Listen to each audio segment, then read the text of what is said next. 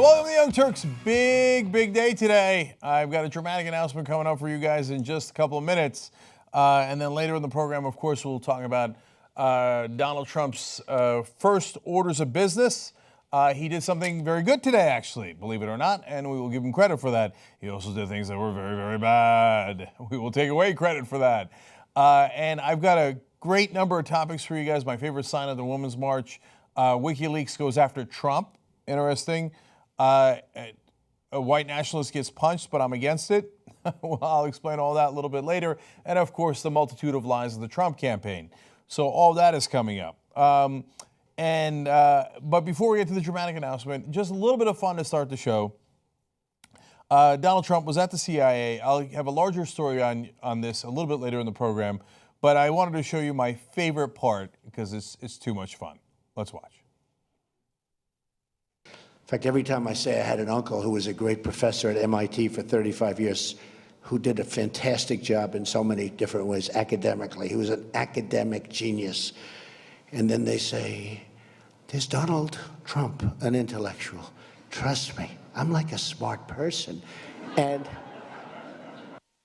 that is the second time he has said, I'm like a smart person. You be the judge. Okay. All right, now you guys ready? You guys ready? Let's do it. Okay. Now, the Democratic Party used to represent something wonderful, voters. And they were actually progressives, and they got a lot of things done. That is not a myth. There's this idea that, well, Democrats are weak and they were always ineffectual. Not remotely true.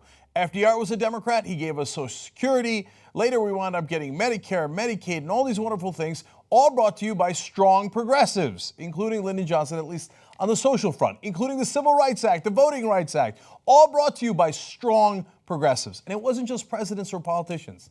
There were great activists like Martin Luther King, who was a very strong progressive and also got us the Civil Rights and Voting Rights Act, but not just on social issues, but also on economic issues. There was Ralph Nader. Remember, Ralph Nader saved millions of lives by getting seatbelts in the cars, and he had to fight giant multinational corporations to do that, but he won. Isn't that amazing? Back when you could actually beat multinational corporations. But to give you a sense of how strong the Democratic Party and progressives used to be in this country, back during Nixon's administration, Nixon was so intimidated by progressives like Ralph Nader that he's the one who started the Environmental Protection Agency and OSHA to protect workers in America. Progressives were so strong, we got Nixon to start the EPA and OSHA. So don't tell me it isn't possible for there to be strong Democrats. I know there are. But what wound up happening to the Democratic Party? Well, there was a hostile takeover. So multinational corporations decided, hey, you know what? We need the Supreme Court on our side. And they had a guy named Lewis Powell write a memo about how they could take over the Supreme Court. And lo and behold, Richard Nixon, in his revenge, put Lewis Powell on the Supreme Court. And what did Powell do? He was the deciding vote in 2 Supreme Court cases that allowed for corporations to put money into politics. And lo and behold, corporations took over the Republican Party, of course, immediately, who were ready for that takeover. That takeover was not hostile. And then they took over the Democratic Party. And I asked Ralph Nader, I said, you're running roughshod. You're getting Nixon to do whatever you want. What happened? He said, we ran into a brick wall. Once a congressman by the name of Tony Coelho, but it really could have been any of them, told the rest of the Democrats, hey, you know what? You can take corporate cash just like the Republicans. It's now legal. And once that happened, the Democratic Party slowly became the establishment Democrats, the corporate Democrats that you know now. Well, that has led to disaster and ruin.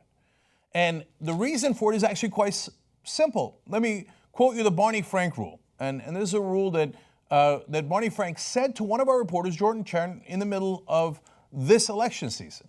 He said, what do you want us to do? Not take any of the banker money? Well, isn't it better that we take 20% of the banker money? And my resounding answer to Barney Frank is, no, it is not better. Because if you only take 20% of the banker money and the big donor money and the multinational corporation money, you set yourself up as the perpetual losing team. You are the Washington Generals to the Harlem Globetrotters. You have agreed to and take part in a system where you are paid to lose. If you base all the campaigns on money and the other guys take more corporate money than you do and you agree to that system, why would you do that? Of course that leads to failure and ruin, and we are in ruin. So I'm going to tell you how we're going to take the Democratic Party back. But to give you one more sense of how bad it is right now, Donald Trump, the most unpopular person to ever run for president in the history of the United States of America, defeated Hillary Clinton, the standard bearer for the establishment Democrats, for the corporate Democrats. They were so proud of her. They were so sure that she was going to win. And she lost to the most unpopular person. Do you know that Donald Trump had an unpopularity rating of 60% on the day of the election? 60% disapproved in the country, but he won anyway. Gives you some sense of what a disaster the Democratic Party has become. Of course, they lost the House. They lost the Senate. They couldn't fill a Supreme Court vacancy that was sitting there open for about a year. But to me, the most devastating stat is they have lost 69 out of the 99 state legislatures. The Republicans hold 70% of the legislatures across the country at the state level. Democratic Party has a demographic advantage, and it has an advantage on almost every policy issue there is, yet they have somehow managed to lose 70% of the state legislatures and every branch of government. Can you describe incompetence that is greater than that? I think they have maxed out on incompetence. So that is why we must choose a new path. And that is what we embark upon today. What we need to do is take over the Democratic Party. And as Martin Luther King said when he did the Civil Rights Movement, he said he was doing it not just to help African Americans, but to save the soul of America. Here we're going to try to save the soul of the Democratic Party by boarding the Democratic Party ship and taking it over. How are we going to do that? We're going to run strong progressives. And we are launching today something that will represent not the donors, not the multinational corporations, but just us. So this is a perfectly fine hashtag to use, and I was thinking of using it when we were initially coming up with this idea. And I looked at it, and I was like, just us, just us. Perhaps what we're really seeking is justice. We want you to represent just us, not your donors. Just the voters, not your donors. So, from now on, there will be a new wing of the Democratic Party, and it will be the Justice Democrats. We will seek social justice, economic justice, racial justice, and plain old justice. For the American worker, if you are aggrieved, you are right. When the media tells you, oh, no, the status quo is wonderful, it's not true. When the establishment tells you everything is going fine, it's not true, and you know it. You know why? Your productivity has been sky high. You, the American worker, have not erred. You have done the right things. But your wages have been stagnant since right around 1980, when the corporations took over the Democratic Party and there was no longer any resistance to their platform. And what has happened since then? Minimum wages stagnated. In fact, all the wages have stagnated. That is not an accident, because multinational corporations did, in fact, rig the system by buying politicians, including Democrats. We're going to upend that. We're going to change that. So who are we? Well, yes, of course, the TYT Network is involved. That's why I'm here. One of the co-founders of the Just Democrats and one of the writers of the platform was Kyle Kulinski, host of Secular Talk. But there is a whole other component. A significant portion of Bernie Sanders' team that ran that wonderful campaign is now with the Justice Democrats. So we have got two senior advisors, including the folks who organized a lot of the states, and their team on the side of the Justice Democrats. So Zach Exley is on our board, Kyle's on our board, I'm on the board, but also Sykot is a person who was involved in organizing on the technology front, and he is going to be our executive director, okay? So I think that we are onto something that is going to be amazing, but what we need is your help. Now, if this is going to work, it can't be just people from Bernie's team and TYT and we think this is an important and interesting idea. You've got to like the idea and you have to propel it forward. So there's a new website that will give you all the directions on what to do, but I need you to go there to do 3 specific things. First of all, the website is justicedemocrats.org.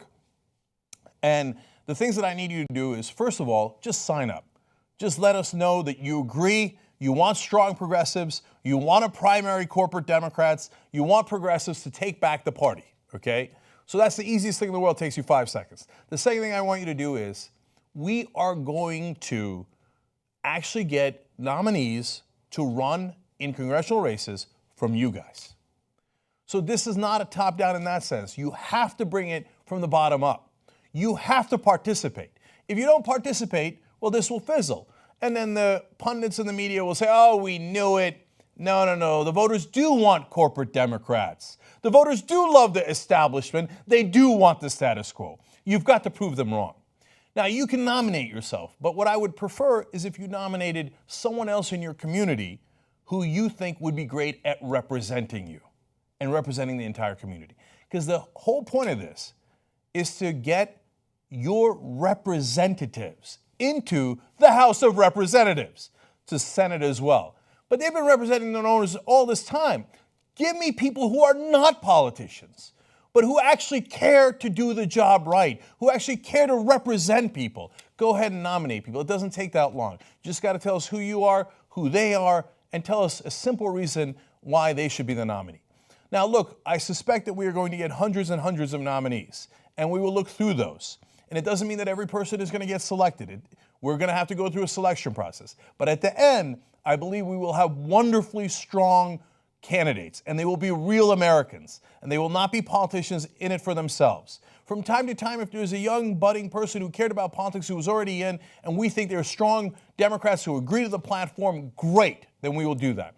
By the way, on justicedemocrats.com, you'll also see the platform. You can click on that and read it for yourself. So point number 1 is none of our candidates are allowed to take corporate money or big donor money. That is, because if we do that, then we're just going to turn into the corporate Democrats. So we will not be going down that road. We will be going down the road of representing the people, being sourced by the people, and getting our funding from the people. And so finally, of course, there will also be a button to donate there, and you can make this campaign as strong as possible and participate in any way that you can.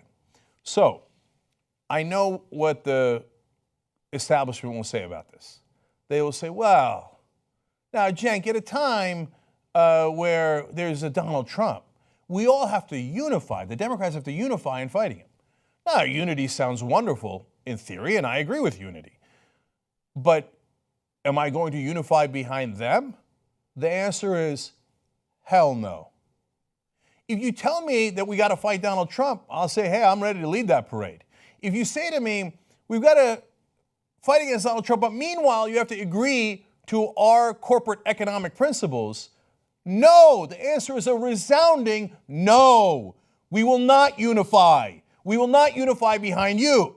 We will not unify behind your losing strategy. We will not unify behind Democrats who don't represent us and who aren't even progressive. So your answer to unity on that front is no. Now, if your claim is that you actually want unity, great, then unify behind us. Read the platform. It's perfectly progressive. If you claim to be a progressive, you'd be totally in favor of it. So great, you want unity, let's go, unify behind that platform.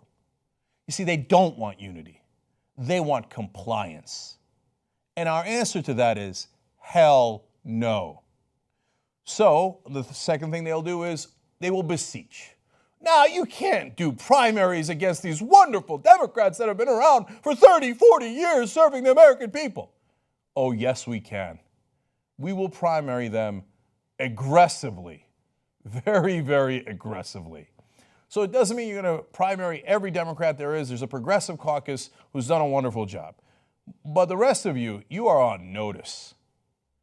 So if you want to straighten up and you want to actually do progressive priorities, great. If you don't, we are going to come for you. And if you think it's the old days where you can be cute and, hey, I voted the right way on a couple of social issues, but whenever there was an economic issue, I sided with the corporations who are my donors, and I didn't side with my voters. Well, there's this thing called the internet. Welcome. We already know your voting record, and we see it day to day. And we already know who your donors are. The times when you can trick us because all there was old TV media are gone. So we do not agree, and we will primary you very, very aggressively. So come and join us. Show them where the Democratic Party should go. Let us retake that ship and head it in the right direction. JusticeDemocrats.com. Sign up, nominate people, donate, fight in however way you can. And either we will get those Democrats to line up and get real unity behind us, or we will defeat them. Because the last thing we're going to do is go into another presidential election and run a corporatist against a populist candidate.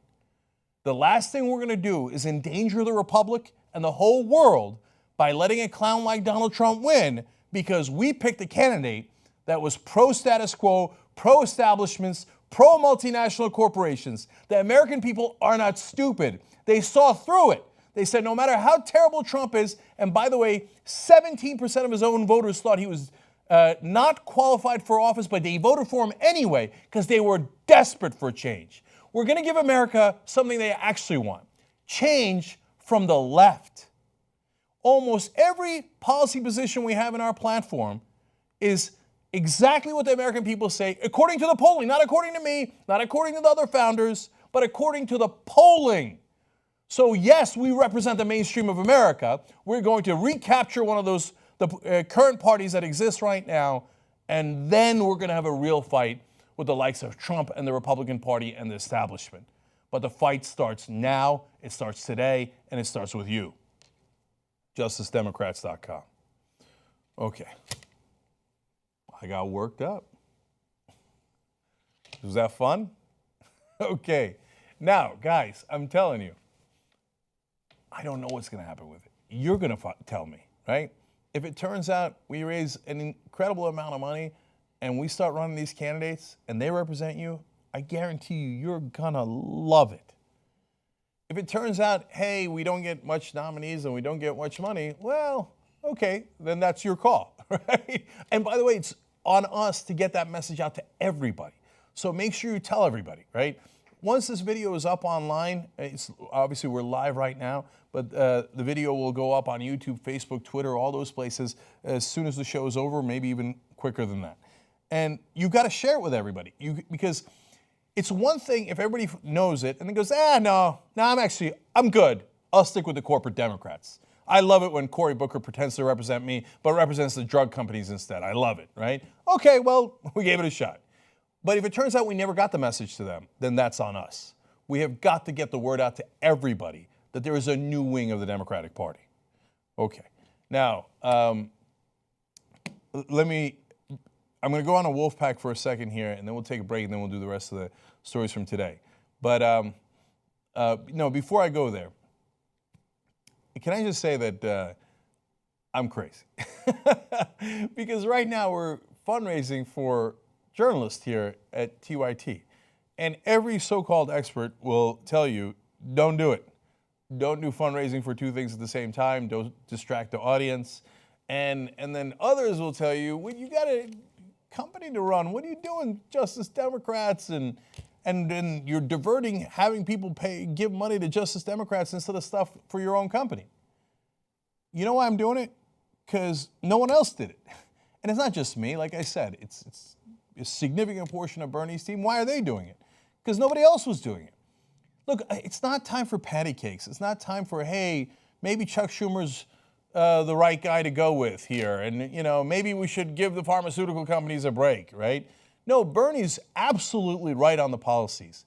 We need a team that aggressively carries that out in politics. So that's why I felt that I had to do it. Everybody had to do it. And if it doesn't work, okay. But my guess is it will, because my guess is that you will love it, and the people and people are thirsty for this, and they want to do it, and we want to do it together. And I think it's going to lead to amazing things. But I had, despite Wolfpack and the journalism and all this, we got to do it because we don't have a choice. If you let the corporate Democrats run one more election in 2018, let alone when there's a presidential election in 2020, I can't countenance it. I've got to be able to look at my kids, look at everybody who works here, look at all of you in the audience in the eye and say, I did all I could. So that's what we're doing now, and I'm asking you to do all you can. So one more time, justicedemocrats.com. Okay, now, let me go to Wolfpack. Quick update on Wolfpack for you guys. Before the end of the year, we asked you to have 2,000 members sign up so that Wolfpack can hire 2 people. One was Josh Aces, a great volunteer who now is a staffer for Wolfpack. And then we wanted to get to 2,000 so we could hire Bryant the Mechanic LeMay. He has a super cool nickname like the Mechanic because he was literally a mechanic. But he is no longer. You have hired him. They did get to 2,000 members at Wolfpack. Bryant LeMay was hired and is now one of the 4 full-time staffers at Wolfpack. Look, to give you a sense of how much we're outgunned on the money, but how much we actually have support among the people, that's now 4 staffers that runs 35,000 volunteers.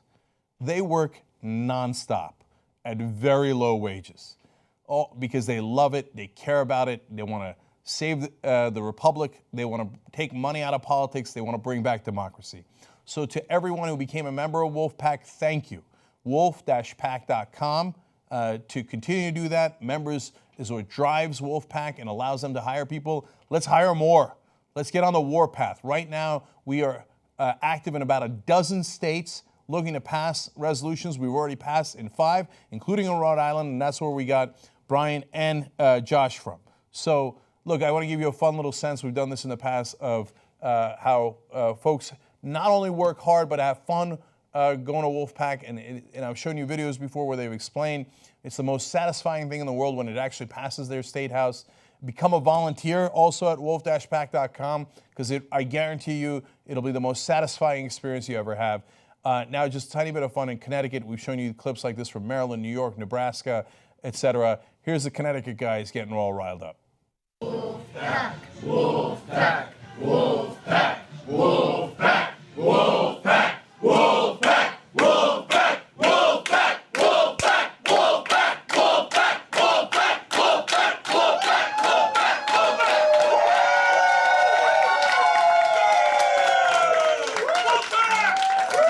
Wolfpack. That's us. I know we're hokey, but I love it. And by the way, there's a lot of paper tigers out there in Washington who claim to have a lot of members. Yet when we're out in the States, we don't see them. But we've got real volunteers, and they are really jazzed up. And when they hit the streets, they have a real impact. So thank you for letting us hire one more staffer, and let's keep it going. Whether you're a volunteer or you help by donating, go to wolf-pack.com, and let's get stronger together. All right, now when we come back, I will give you an update on our campaign to hire more journalists. As you know, on Friday, we hired 2 more. You guys are the best job creators there are. And then I'll begin to tell you the other news of the day, including all of Trump's lies. Come right back.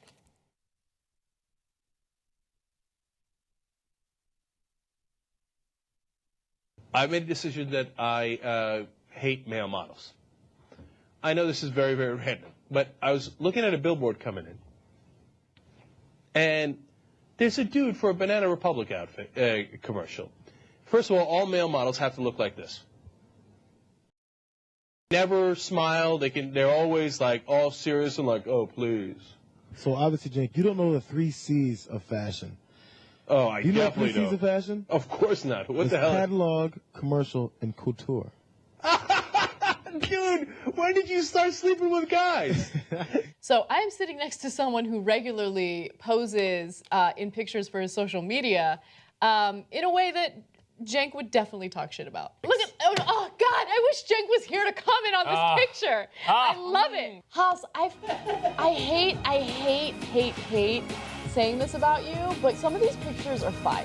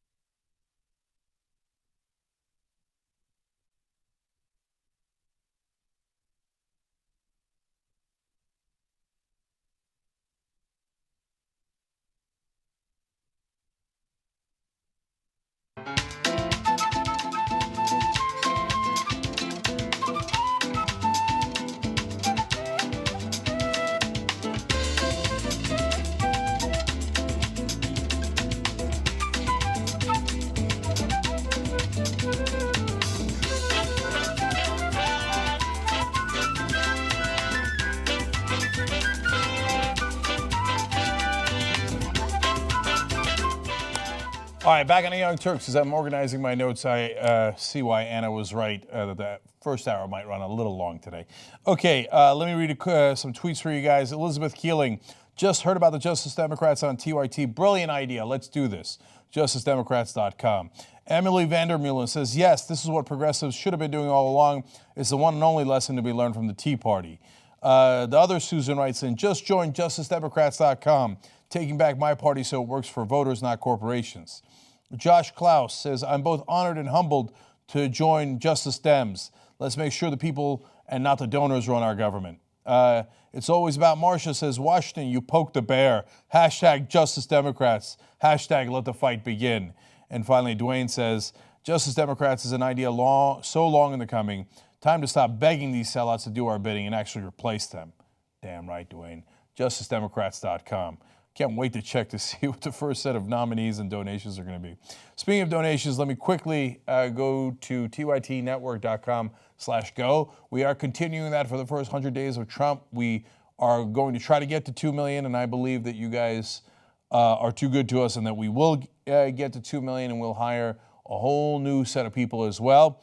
In fact, Nomi Konst had secret footage, undercover footage of Roger Stone from over the weekend that is now up on our YouTube and Facebook channels as well, where he talks about how he does not like Corey Lewandowski and the drama of the Trump figures inside and how they actually don't like each other. So it's an interesting story that she broke. All right, $50 from Mick from Pennsylvania, $100 from Ashley from Canada, and $127 from David in Virginia.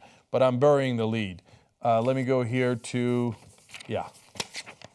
we have 2 cameras and or chairs that have been named. One, we already know. Stephen Garcia named one of the cameras after him. In fact, Stephen Garcia for the watch. So that's $5,000 to do that at tytnetwork.com/go. And the main one, not the one I'm looking at, but the one that takes the whole studio, will be named for Stephen Garcia. And it'll say literally on it, this is what he wanted, Stephen Garcia, comma, for the watch. Okay, thank you, Stephen. Stephen's a great supporter of Wolfpack as well. And then Savannah Cooper. Savannah, you got to reach out to us as we're reaching out to you. Tell us which camera or chair you want. Take my chair, Anna's chair, John's chair, Jimmy's chair. You can take Jordan's camera, Nomi's camera, or one of the cameras in here, including the one I'm looking at here. Because thank you, Savannah. You made journalism happen, and we just want to acknowledge you guys. So anyone else that wants to do that, $5K to endow a chair, literally, or a camera. Someone is asking if they could do the desk. That's $10K. Dave Kohler's working on that. We'll get back to you on it. There's another desk in here as well, and then there's Studio B for $20K. All right, thank you so much, guys. So let me see where we are with that number. $1,156,707. You guys are the best of the best. That's amazing, amazing. All right, let's get to at least 1.5 so we can hire the next crew. In fact, you've already made me nervous that we're getting there quickly, and I gotta hurry. Anyway, I got 1,000 stories for you guys. Let's get through them, okay? So the first ever press briefing at the White House for the Trump team comes from Sean Spicer, and it was an unmitigated disaster. He basically came out and yelled at the press for 5.5 minutes on a number of issues. And the main thing he wanted to focus on was, of course, not policy, but crowd size. Trump is obsessed with size. He couldn't help but comment that his hands are not small, and if they were, it certainly was no indication of what's happening down there. He assured us, please believe him, that that's wonderful down there.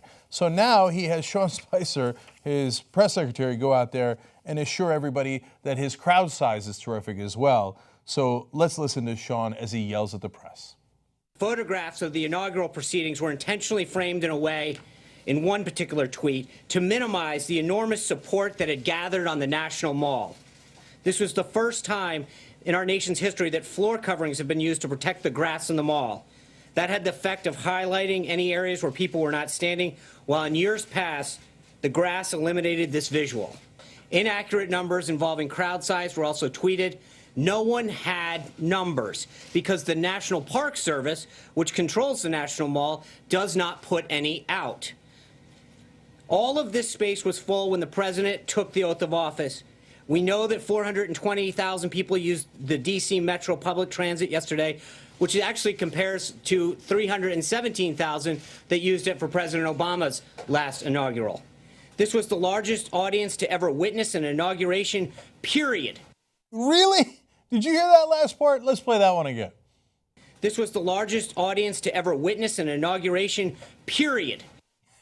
No, not remotely true. Let's show you pictures and let's show you real facts, not alternative facts. So here's a picture from 2009 for Barack Obama's inauguration. You see the Capitol all the way in the distance? That's where the speech is.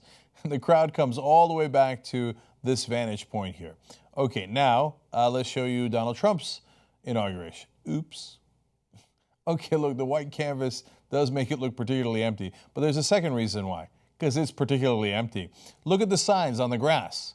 All that stuff was full before. There's nobody on the grass as the camera comes closer to us. And look at how far and deep this one goes in 2009. Now look at 2017. They gave him the benefit of the doubt by making this picture closer. And it still was nowhere near that same crowd size. Yeah, let's do a split screen real quick. Come on. Okay, so now that's just a picture. Picture sometimes says 1,000 words, and as Ben Mankiewicz points out from time to time, sometimes it lies. So let's go to the numbers. Well, Barack Obama's inauguration, according to PolitiFact, in 2013 was 1 million people. In 2009, it was 1.8 million people. Excuse me.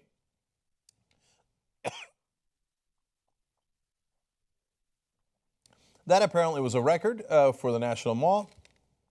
But even George Bush in 2005, 400,000, 300,000 in 2001, Clinton 97. In 97 had 250,000, and 93 had 800,000, HW had 300,000. So now let's go to where Trump's is, and Dan Gross tweeted this out on day of. Crowd count is in, Trump 2017, 250,000, oops. Obama, again, 1 million and 1.8 million in his two inaugurations. But all the presidents way past Donald Trump, including George W. Bush, on an election that was also contested and where he had lost the popular vote, got more people to show up than Donald Trump did. Look, I think this issue is a little overinflated. It's not that big a deal. I think what matters a lot more is policy. But at the same time, it is interesting that they've decided that they're going to go full steam ahead on lying, and unabashedly so. Actually, I'm sorry, I forgot to share one more clip from Sean Spicer's press conference. Let me show you that to you now. They are not near Baghdad. Don't believe them. They are nowhere. This is silly. Baghdad Sean? Okay, you know what? I'm going to show you one more video, video 10. Let's go to that, Jesus. Because I don't want everybody to get lost in this fight back and forth. Now, it's important because we've got to know if our president and his press secretary are going to continue to mislead us on a day-to-day basis. But what's more important is when they mislead us on policy issues. So what no one's talking about is the very end of the press conference when Sean Spicer also said this. I'd also note that it's a shame that the CIA didn't have a CIA director to be with him today when he visited, because the Democrats have chosen, Senate Democrats are stalling the nomination of Mike Pompeo and playing politics with national security. That's what you guys should be writing and covering. That this, instead of sowing division about tweets and false narratives. Well, first of all, you guys are the ones that put out the tweets. Trump immediately tweeted about his size of his crowd. So second of all, we're not the ones doing division. You're the one yelling at us. But third of all, this policy matter on the CIA is also inaccurate and far more important. So the reality is that Donald Trump, as we explained to you last week, put forward his nominees much later in the process than other Democrats and Republicans had. So whether it was Obama or George W. Bush, they would, after they won the election, they would put up their nominees and they would have plenty of time for hearings. Well, Trump didn't do that. He put them in rather late in the process, and that's a fact, and you could look into it. And we already shared all those facts with you on the exact timing in a video we did last week. And then, on top of that, most of his nominees did not go through the ethics office. They just simply refuse to do disclosures to the ethics office, which, by the way, should mean that they should be blocked. Not that their nomination should be delayed. It should be blocked. If you're not going to follow the law and agree to the ethics rules and laws of this country, then you shouldn't get to be a nominee. So now, a lot of his nominees did that. In the case of Pompeo, they put him up later in the process, as I said, and it's even more egregious for some of the other nominees. So then they turn around and go, oh, look at this. The Democrats are blocking it. They're holding it up. No, you did this on purpose so that you can come out and say, oh, there's a panic. The CIA director is not in place. You created the panic. So the press actually did a wonderful job of calling them out on this crowd size issue and actually held them to account. But I also need you to hold them to account on more important things related to policy. So let's all do that going forward. Okay, now let's go to Kellyanne Conway and her reaction to all this. So Kellyanne Conway has been speaking for Donald Trump for a long time, and Sean Spicer had come out on Saturday and yelled at the press and said things along these lines. This was the largest audience to ever witness an inauguration, period. Now, of course, that's not true, and it's been disproven in about 1,000 different ways. So, for example, inauguration had a range of people that could have come. The estimate on day of was 250,000 people. A lot more dollars than that, though. And Barack Obama's inauguration in 2009 was 1.8 million people. So how's Kellyanne Conway going to explain away this when it is clearly not true? Well, she's going to go on with Chuck Todd, who does hold her to account here in a good way, and she comes up with a new phrase that has launched 1,000 memes already. Let's watch. Why did the president send out his press secretary, who's not just the spokesperson for Donald Trump? He also serves as the spokesperson for all of America at times. He speaks for all of the country at times. Why put him out there for the very first time in front of that podium to utter a provable falsehood? It's a small thing, but the first time he confronts the public, it's a falsehood? Chuck, I mean, if we're going to keep referring to our press secretary in those types of terms, I think that we're going to have to rethink our relationship here. You did not answer the question. I did answer your question. No, you did not. You did Yes, not answer the question of why the president asked the White House press secretary to come out in front of the podium for the first time and utter a falsehood. Why did he do that? It undermines the credibility of the entire White House press office on day one. Don't be so overly dramatic about it, Chuck. You're saying it's a falsehood, and they're giving Sean Spicer, our press secretary, gave alternative facts to that. But the point remains. Wait a minute. Alternative facts? Alternative facts. 4 of the 5 facts he uttered. The one thing he got right was Zeke Miller. 4 of the 5 facts he uttered were just not true. Look, alternative facts are not facts. They're falsehoods. Boy, I wish this kind of press was around back when we were starting up the Iraq War. A lot of the same guys who didn't fight on policy. But hey, I'll take it. Wonderful work by Chuck Todd, and it elicited now the already infamous statement of alternative facts. And again, to give you a sense of the facts here, some estimates had the crowd size at 250,000. And at most, there was 571,000 riders of the metro that day. Not all of them were going to the inauguration. Some of them might have been protesters for the next day. But even if you granted that, on Obama's weaker inauguration in 2013, not the giant one in 2009, there were 782,000 riders that year. So by every measure, whether it was the metro riders, the crowd size itself, the pictures, it was not true that it was the largest inauguration ever. It wasn't even close to true. But apparently, it was an alternative fact. Now, that's good news for me because I'm a Steelers fan. And Steelers played a wonderful game the other night, man. Brilliantly coached. I think the idea of not blitzing Tom Brady really worked out. And I'm looking forward to seeing them in the Super Bowl. What? It's an alternative fact. That's all it is, an alternative fact. There's going to be a lot of alternative facts in this Trump administration. I don't know how they get out there every day and embarrass themselves like this. Did she think walking out of that interview, nailed it? Now there's facts. and alternative facts. Okay. This is not the last you'll hear of alternative facts, I can assure you of that. All right, now, let's go on to that Women's March. We've got a much larger story about this in the second hour, but I just wanted to give you one quick thing here in the first hour. There was a Women's March on Saturday that, by every measure, dwarfed the number of people who showed up to support Donald Trump on Inauguration Day. Some had it at about a 2-to-1 margin in terms of how many people showed up. And there was a lot of wonderful signs and speeches. I just wanted to share what I thought was the best sign. And that's all. I love it too much, and I wanted you to know it, partly because I'm agnostic and partly because it's true. The sign says, let's put it up, I didn't come from your rib, you came from my vagina. Oh, by the way, it's not the sign showing Donald Trump naked. The other one is the one that I love so much. God, the whole idea that people believe that, oh, yeah, women, of course, need to listen to men because they came from their rib. You might want to check your science on that one. All right, just a fun little sign among many.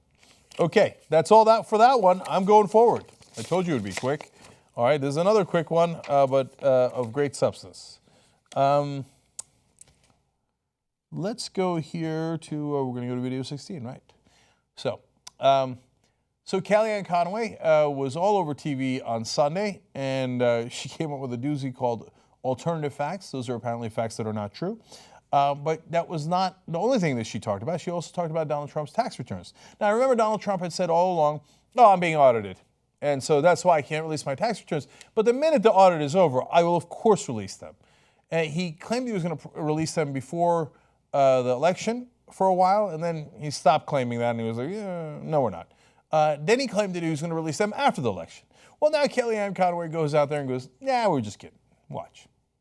You also have more than 200,000 petition the White House calling on President Trump to release his full tax returns with all information needed to verify Emoluments Clause compliance. Whenever 100,000 petition, that triggers a White House response. So what is the White House response? The White House response is that he's not going to release his tax returns. We litigated this all through the election. People didn't care. They voted for him. And let me make this very clear. Most Americans are very focused on what their tax returns will look like while President Trump is in office, not what his look like. That promise gone into the ether. No, we won't release the tax returns. And our answer to you is, ha ha. Well, if you were stupid enough to vote for us and believe that we would, like we told you, well, that's your problem, not my problem. We already litigated that, and you voted for us anyway. So if you were that kind of a sucker, ha ha. Now, you might be thinking, well, that you're saying that to Hillary voters. You're not saying that to Trump voters, because I'm sure the Trump voters in the country overall don't care since he won, right? Wrong again, Bob. Let's take a look at a ABC News Washington Post poll on this. Should Trump release his tax returns? 74% said yes. Only 18% said no. In fact, even 49% of Trump supporters said that he should release his tax returns. So the reason for that is, yeah, they elected him because they didn't like Hillary Clinton. They were against corruption, and he said he was going to drain the swamp. And he said he was going to bring jobs back. They didn't then give him carte blanche to be just as corrupt and not have any transparency. No, they actually elected you because they believed that you were going to serve them. Now, I think that they were completely mistaken in that belief, but they believed it. But part of serving them is being honest, upfront, and transparent. So one of his first acts is to say, ha ha, I'm not going to do any of that. And I don't care if 3/4 of the country wants to see my tax return so they can make sure that I don't have a conflict of interest, that I'm not just enriching myself in this role, and make sure that I'm actually serving you guys and not myself. No, you're never going to find that out, and I'm not going to give you that information. So he thinks he's above the law and that he won't get hurt by any of these actions, but I think he's sorely mistaken. And I think this is one of those things where the American people look at it and go, oh, I get it. He's hiding something. So Kellyanne Conway's right. It didn't affect him in this election because he won by the skin of his teeth, and he snuck in there, even though he lost the popular vote by 3 million votes, but he did win the Electoral College, and he's in there now. Whether it affects him in the next election and whether it affects Republicans in 2018 is a completely different matter. That is yet to come. Okay.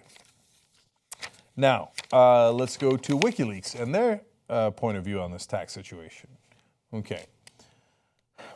Now, WikiLeaks did have a lot of material on Hillary Clinton during the elections.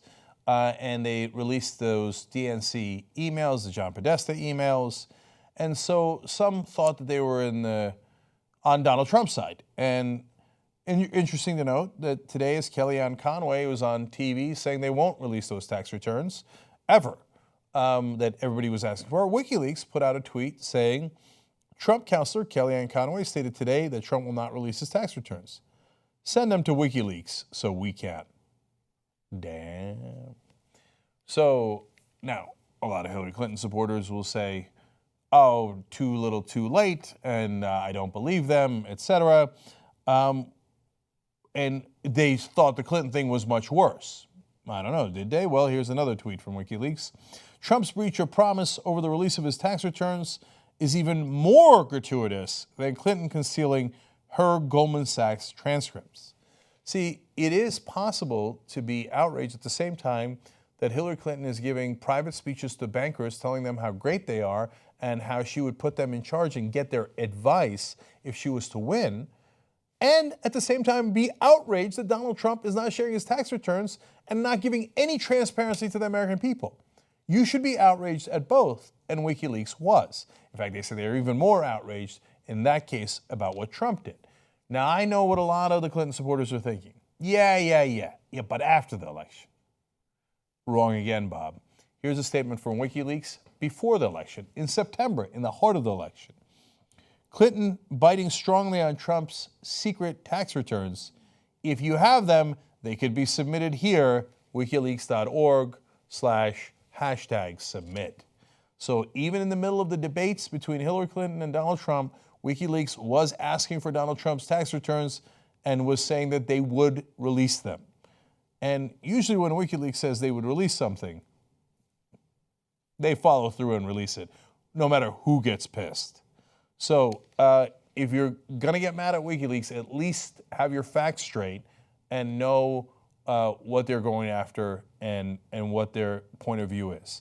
And in case you're unclear, by the way, their point of view is we get documents, we vet them, and then we release them because transparency is good for democracy. Okay. Now, one more in this segment for you guys.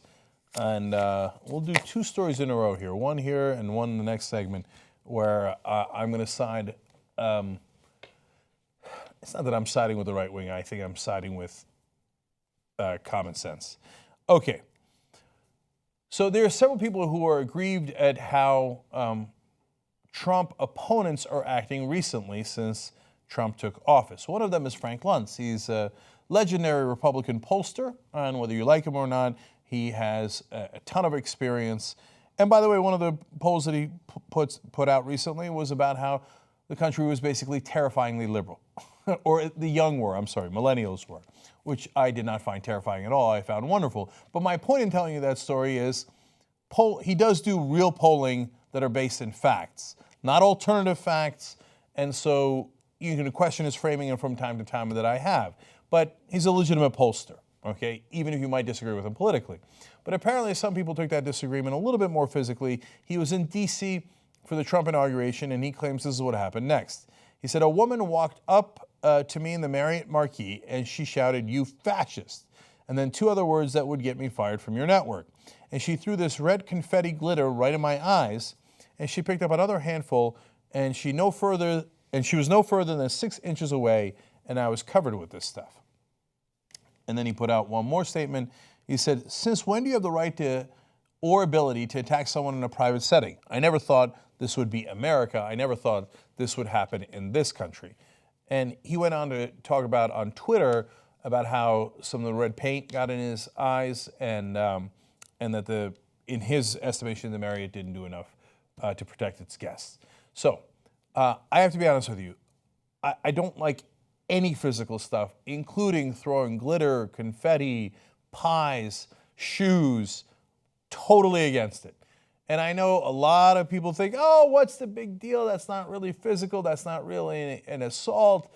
we're just having fun. It's not fun because he doesn't look like he's having fun. Now, you want to yell things at him? Have at it, Hoss. You want to make your voice heard? Hey, no one's going to back you more than me. Don't do anything physical. It does two things. One, it puts you as the bad guy. We're supposed to be for nonviolence. The left should never do anything physical. Secondly, it allows them to claim victimhood. Oh my God, the glitter gun in my eye. And then Americans in the middle start to have sympathy for him. And in that case, they should. Don't assault anybody, even if it's with glitter. Okay. Now, there was a more serious assault as well over the weekend, and that was to Richard Spencer. Now, Richard Spencer is a terrible guy. He is one of the leaders of the alt-right. He's a white supremacist. And, you know, some video was going around. I think we showed it as well. At the end of one of his speeches, they do the Nazi salute. So I got no love for Richard Spencer at all. I can't stand him. Nonetheless, this should not have happened. Watch. Neo-Nazis love you, but you're not a neo-Nazi. Neo-Nazis don't love me. They kind of hate me, actually. The KKK, neo-Nazis. Those people don't like me, Are you to be like honest. the hipster version of the neo-Nazi movement? It's Pepe's become kind of a symbol.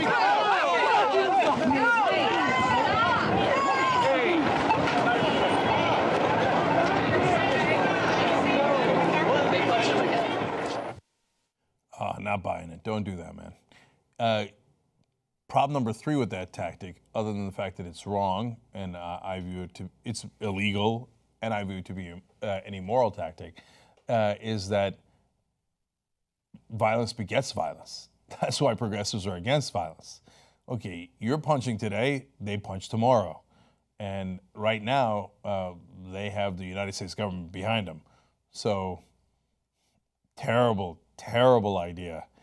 But bottom line here, look, I know people are going to want to yell world star and all that stuff, right? And I get that you think it's funny, but it's not funny. Now, I'm going to show you the relevant portion of the video one more time. But before I show it to you, imagine if the roles were reversed.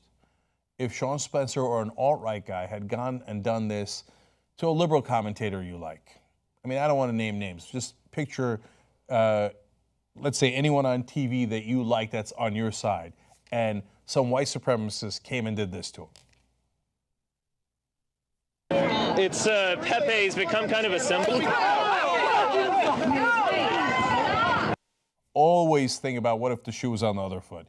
If an alt-right piece of crap had done that to anyone I cared about, or anyone in the middle, or anyone, period, I would be furious. It's a terrible idea. Violence is never the right answer, especially in political discourse. When you don't use your words and you use your fists, you're giving up the argument. You're saying, I can't win the argument on its merits.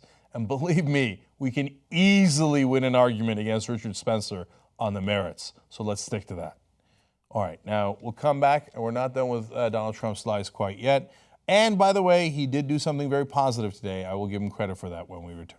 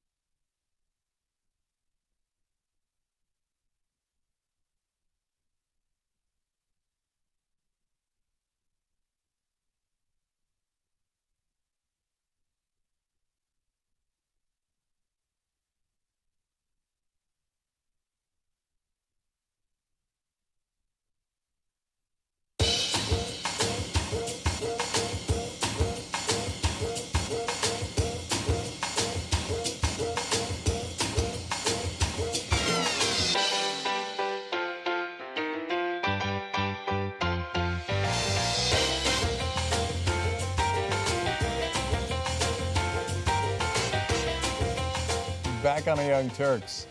All right. Anyway, I was going to say you should have seen my day today. I can't believe how many stories I'm doing.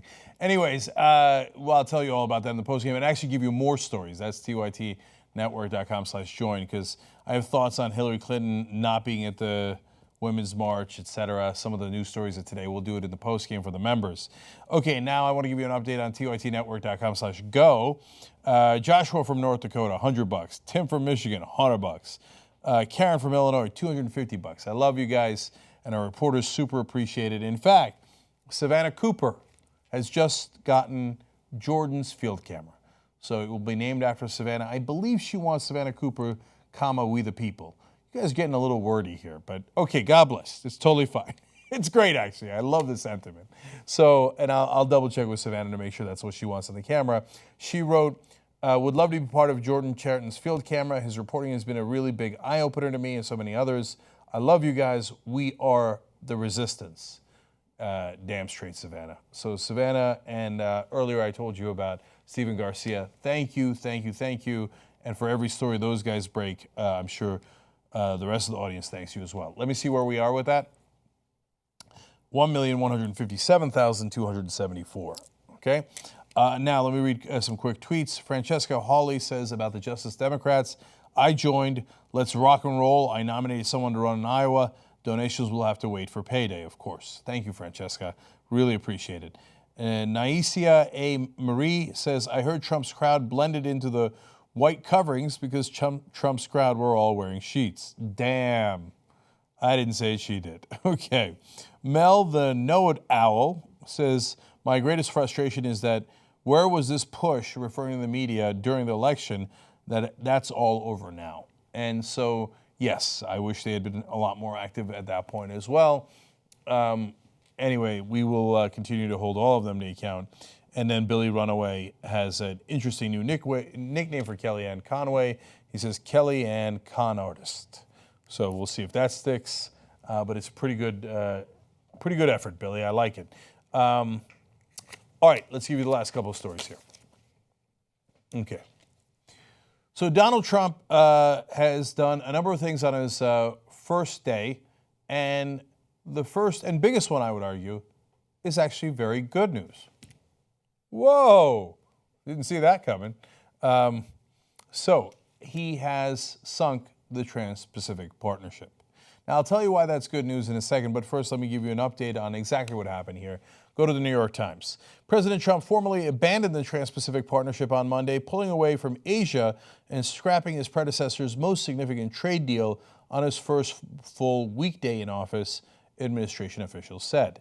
Now, I know that Donald Trump likes to attack the New York Times, but I'm sure he would agree that is true.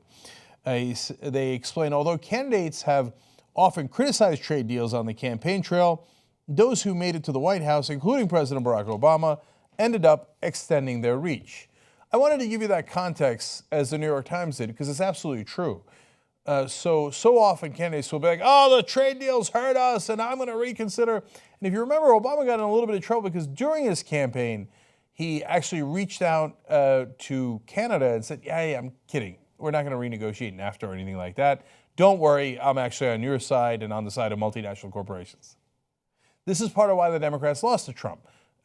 Not just on the policy of TPP, which the country is definitely against, but on the idea that candidates claim to be on one side and then wind up being on the other. For example, does anyone really believe that Hillary Clinton was going to get rid of Trans-Pacific Partnership on her first day like Trump is? Keep it real. If you believe that, you were sorely mistaken. And most people did not believe it. Part of the reason why they voted for him, because they didn't trust her on policy issues. So there's a million things you shouldn't trust Trump on, and I've gone over them over and over again. But on that, I think that the American people were largely right in not trusting Hillary Clinton. I would have been very surprised if she actually got rid of TPP, and certainly wouldn't have done it on the first day. So now it doesn't matter which day she did it on if she actually did it. But I didn't believe her. I didn't, and Obama wasn't telling the truth when he said he was against those trade deals. And if history is any judge, neither was Hillary Clinton. So here, Trump actually does deliver credit where credit is due. Now, in fact, he's going against most of his own party. New York Times explains that as well. In discarding the Trans-Pacific Partnership, or TPP, Mr. Trump tacked away from his Republican allies in Congress, who have long supported such trading agreements. In fact, Paul Ryan, the Speaker of the House for the Republicans, was working with Barack Obama to fast-track that agreement so that Congress couldn't even debate it after the Obama administration negotiated it. Even though they fought Obama on everything else, when it came to supporting their donors that were multinational corporations, Paul Ryan and Obama, the establishment Democrats and the establishment Republicans completely agreed. So thank God that they did not win in that regard, at least. Now, there's many other, of course, problems with the Trump administration, but this isn't one of them. They got 99 problems, but TPP ain't one. So John McCain is one of those establishment Republicans, and he is aggrieved. He says, this is a serious mistake that will have lasting consequences on my donors. I mean, for America's economy and our strategic position with multinational corporations, I mean, in the Asia-Pacific region. Okay, so that's what John McCain is saying. Now, let me explain what the pact was in case you didn't know and what the issues were and what I think was the most important part and why I'm happy with this development. So, again, the Times says, aides signaled that Mr. Trump may also move quickly on renegotiating NAFTA, North American Free Trade Agreement. He is scheduling meetings with the leaders of Canada and Mexico, the two main partners in that pact. Okay, so he's even going further than TPP. Now, back to TPP. The agreement brought together the United States and 11 other nations along with the Pacific Rim, including Canada, Mexico, Japan, Vietnam, Malaysia, and Australia, creating a free trade zone for about 40% of the world's economy. That's gigantic. It was intended to lower tariffs while setting rules for resolving trade disputes, setting patents, and protecting intellectual property. So I'm not against free trade, and different progressives have different points of view here, and I'm not against lowering tariffs. But what I am against is the ending of that explanation. Rules for dissolving trade disputes. You know what that means? That means that corporations can take you and I to court, not to a U.S. court, but to an international court. And they could sue us for blocking their profits. Now, why would we block their profits? Well, for example, if we said, hey, don't pollute in the river that goes by my house that my kids sometimes play in, you blocked my profits. I was going to make more money by polluting in that river. I'm taking you to court. That court could have a ruling that actually trumps our sovereignty. That's insane. No real conservative or real progressive should agree with that. So I'm not against free trade. I'm against free trade where you totally rig the rules so that corporations are above nation states. To that I say hell no, and the American voters both on the left and the right said hell no, let alone all the different laws and rules and regulations they put in there to protect intellectual property. Do you have to protect intellectual property? Yes. Do you have to do it by creating monopolies? No. So the drug companies, among others, would insist on charging enormous rates throughout the world and having the market all to themselves. They insisted on protecting monopolies for years on end. So to that we say no. To that Donald Trump said no. So it is an action he takes on the first day that is very positive. There is one more voice of agreement on this. It's Bernie Sanders. He simply said, I'm glad the Trans-Pacific Partnership is dead and gone.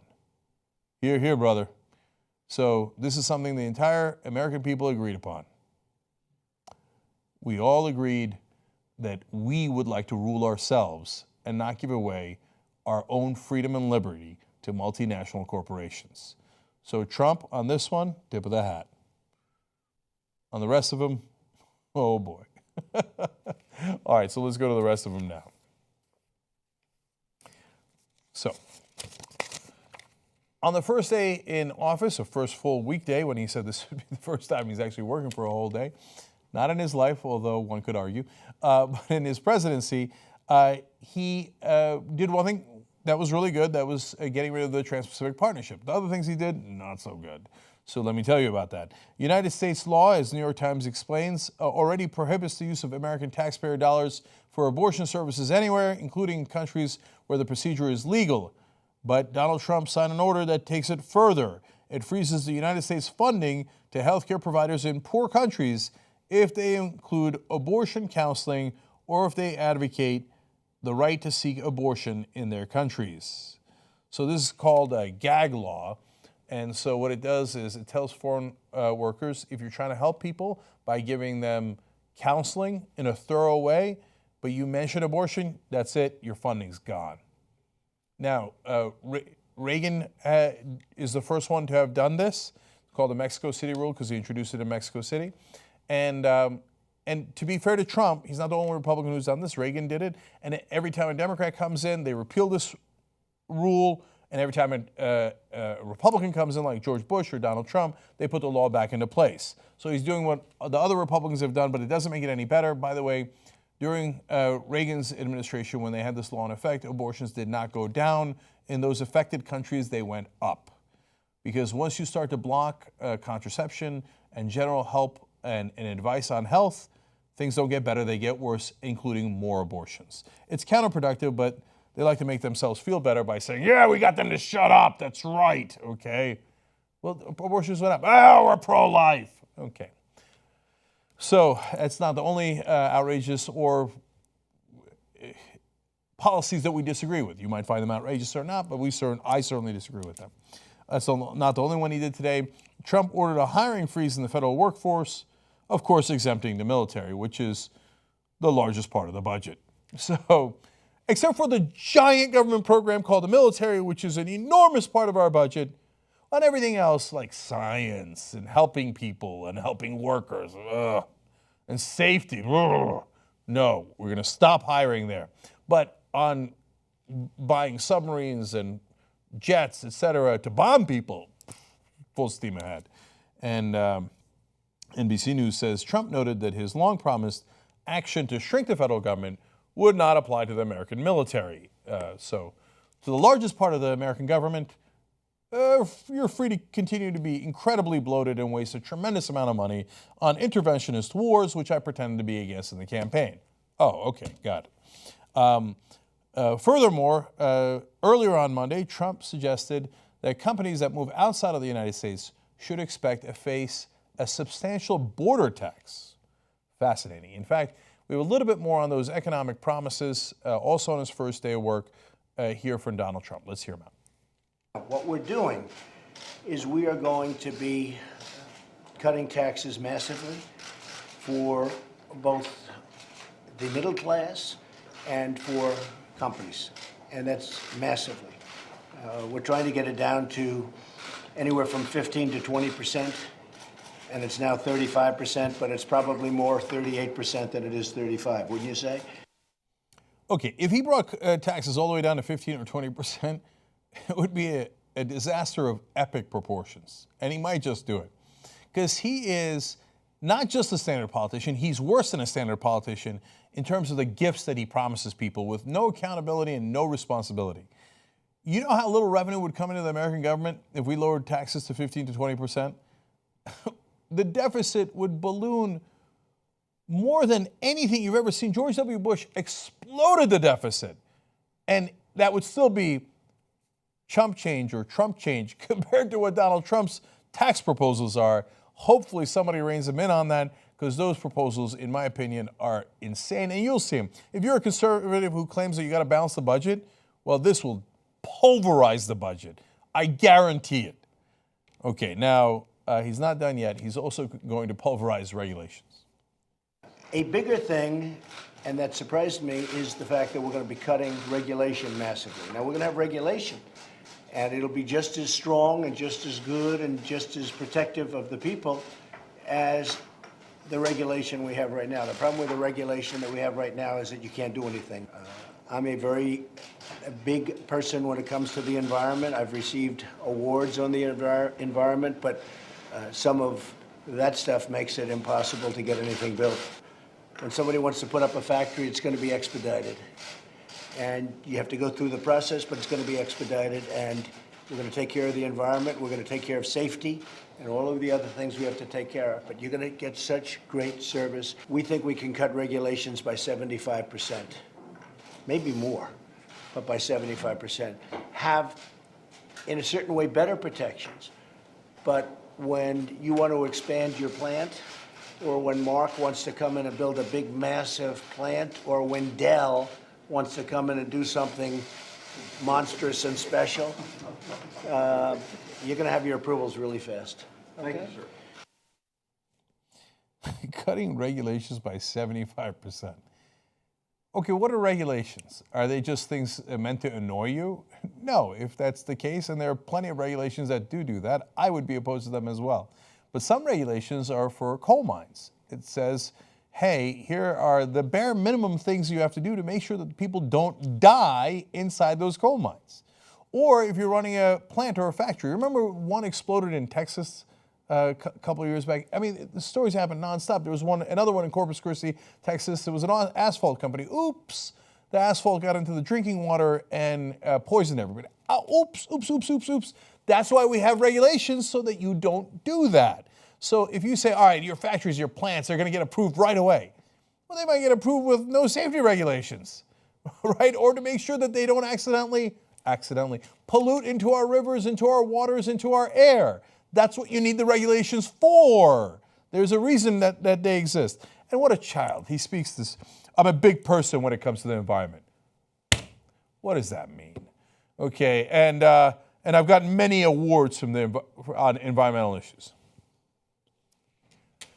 Okay, and don't worry, the regulations, they're going to be cut 75%, but they're going to be just as good. What does that mean? Like, you really think that that's going to work? And you don't believe in any regulations? Well, you're a knucklehead, and you don't know what those regulations do. And one day when it affects your life, you're going to be like, wait, why come nobody protected me? Because you just voted for the guy who said, I'm not going to protect you. I'm just going to let the businesses do whatever they want. Giant corporations, your lucky day. Donald Trump's in office, at least until he ruins the dollar and the global economy. Until then, have at it, Hoss. He's going to let you get away with anything you want. Not good news. Okay. Now, let's go to the CIA, which is what Donald Trump did. Okay? So Donald Trump goes to the CIA. Why? Because he had yelled at them throughout the campaign and said he didn't believe them, made outrageous allegations about the CIA, one of which I'm going to share with you in a second. But when he went there, he said he was really well received. There was a lot of applause. In fact, some of the videos we're going to play for you here, you might hear some of the applause in the background. First, let Donald Trump tell you how good he feels about the CIA. I want to say that there is nobody that feels stronger about the intelligence community and the CIA than Donald Trump. There's nobody.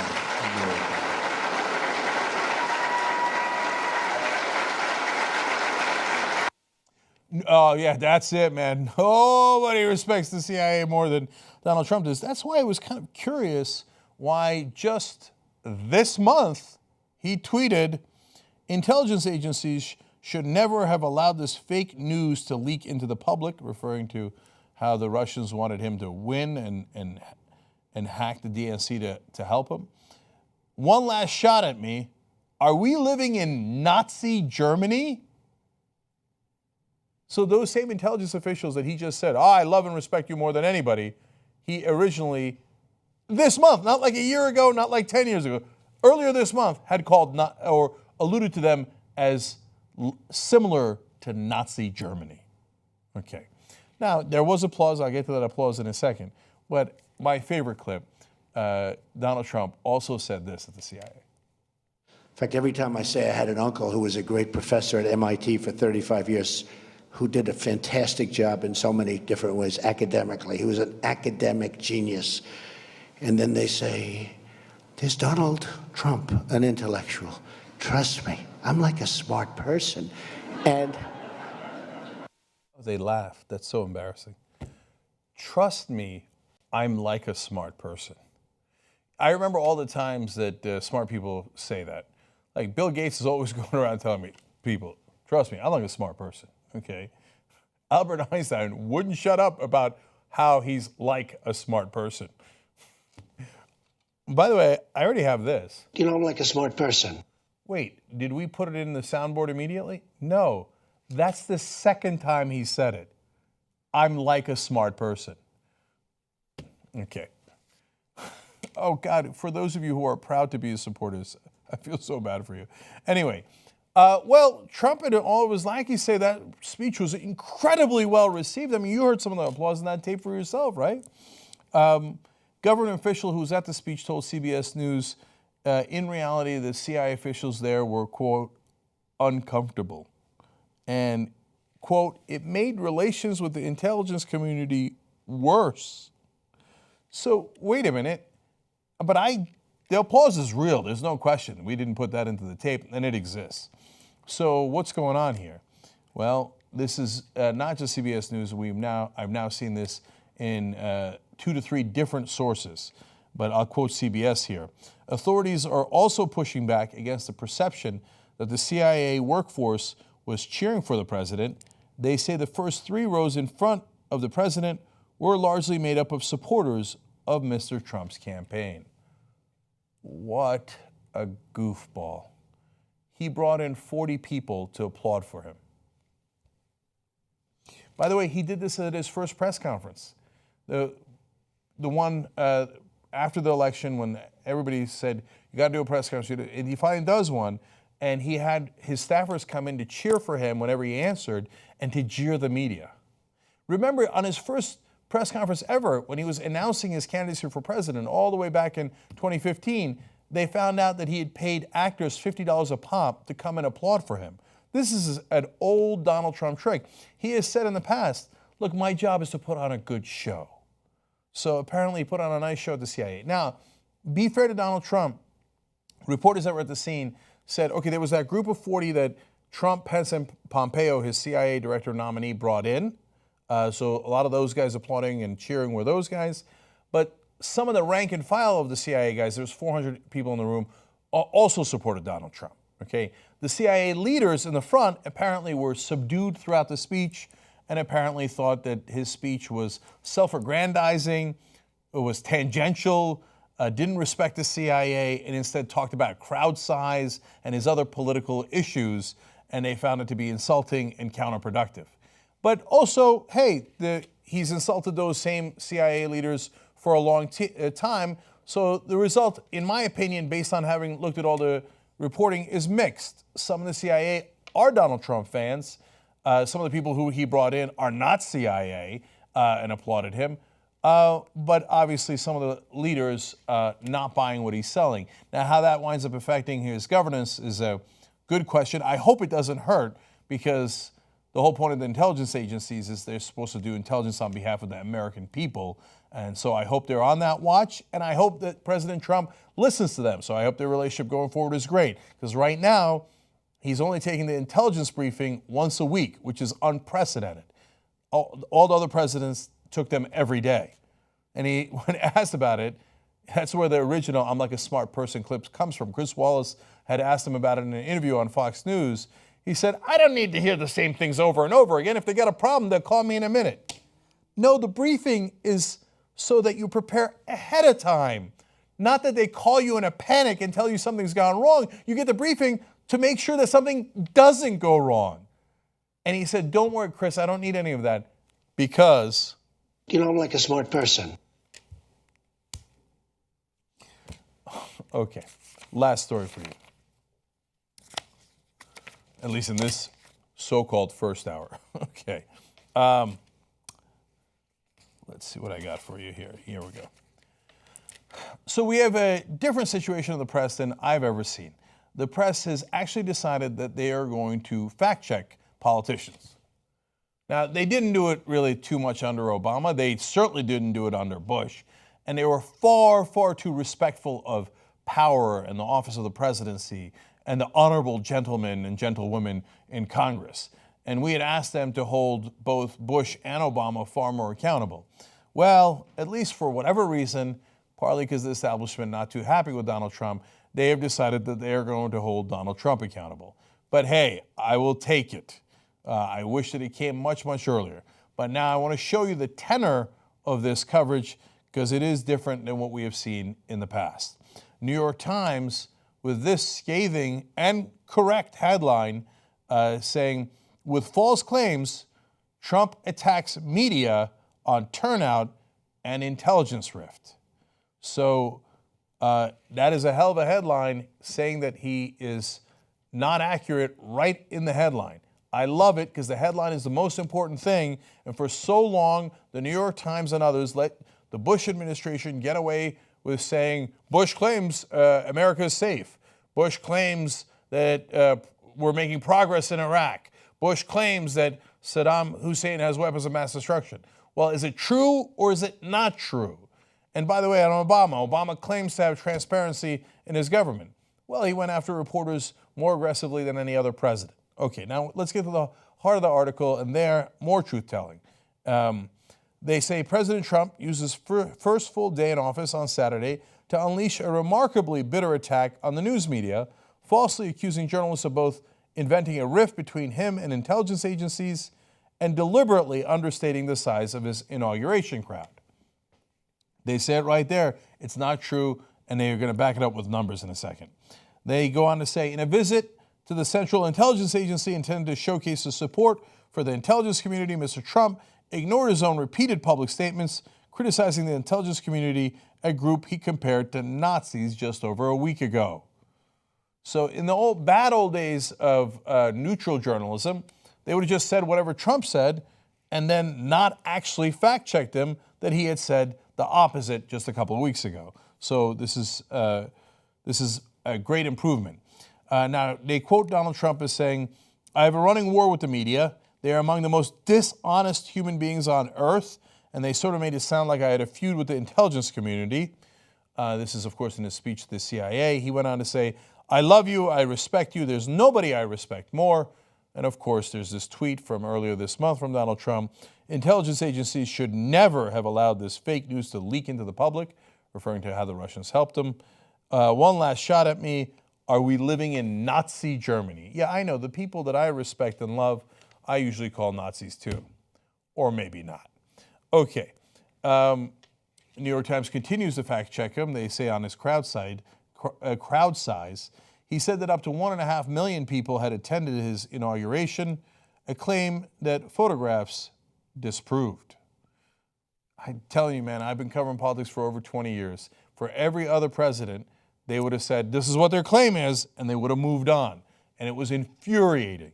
Now, I'm annoyed that they didn't do it for earlier presidents, but I'll take it. At least fact check going forward.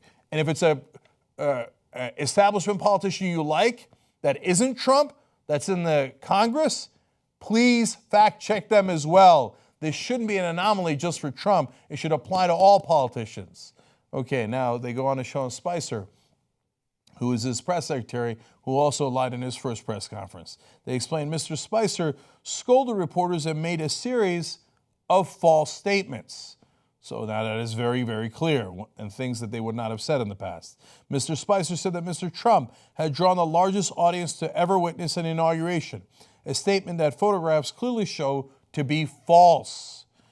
They continue, he incorrectly claimed that ridership on Washington's subway system was higher than on Inauguration Day in 2013. In reality, there were 782,000 riders that year, compared with 571,000 riders this year, according to figures from the Washington Area Transit Authority.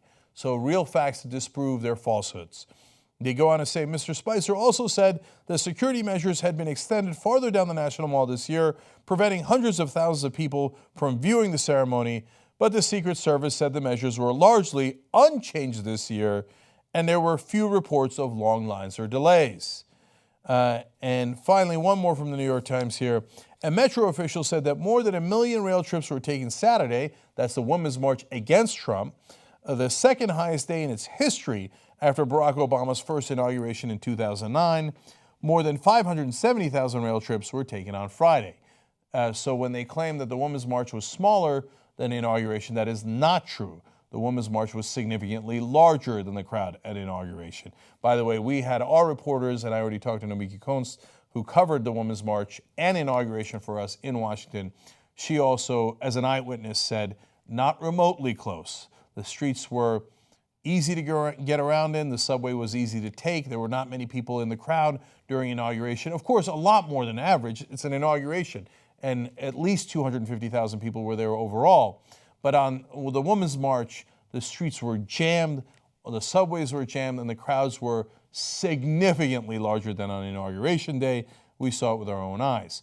So now, us challenging people in power, not unusual, but the guys on TV, the guys at the establishment press, that is a little unusual. Let me go to the guys on TV.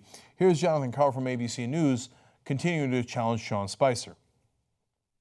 Is it your intention to always tell the truth from that podium, and will you pledge never to knowingly say something that is not factual? It is. It's an honor to do this, and yes, I believe that we have to be honest with the American people. I think sometimes we can disagree with the facts, and you're in the same boat. I mean, there are times when you guys tweet something out or write a story and you publish a correction. That doesn't mean that you were intentionally trying to deceive readers and the American people, does it? And I think we should be afforded the same opportunity. It is a two-way street. There are many mistakes that the media makes all the time. They misreport something, they don't report something, they get a fact wrong. I don't think that's always to turn around and say, okay, you were intentionally lying. So a little bit of a backtrack there from the Trump administration on the crowd size. That's good. I'll definitely take it. And part of the reason they're backtracking is because the media actually did its job of fact-checking them and did it so aggressively. And Jonathan Carl, they're asking the press secretary for the White House, are you always going to tell the truth? Because apparently they're not sure. I would be very surprised if we could find tape of people asking that of the White House press secretary in other administrations. I know those guys claim that they're watchdogs, but I watched them for all those years. They would tiptoe around those other guys. Sometimes they would yell out a question, but to accuse them of lying on day two is unusual. Now, of course, the scope of the lies of the Trump administration are also unusual. Now, Kellyanne Conway had gone on Chuck Todd's program, Meet the Press, and said that, well, we have alternative facts. Chuck Todd said there are no such thing as alternative facts.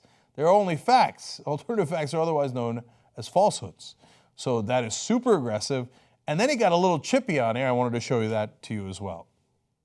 I don't think you can prove those numbers one way or the other. There's no way to really quantify crowds. We all know that. You can laugh at me all you want, but I'm very glad. I'm Look, just Chuck, befuddled. well, but you are, and I think it's actually symbolic of the way we're treated by the press. The way that you just laughed at me is actually symbolic of the way, very representative of the way we're treated by the press. I'll just ignore it. I'm bigger than that. I'm a kind and gracious person. No, he did kind of laugh at her. But when you start talking about alternative facts, it is worth chuckling at.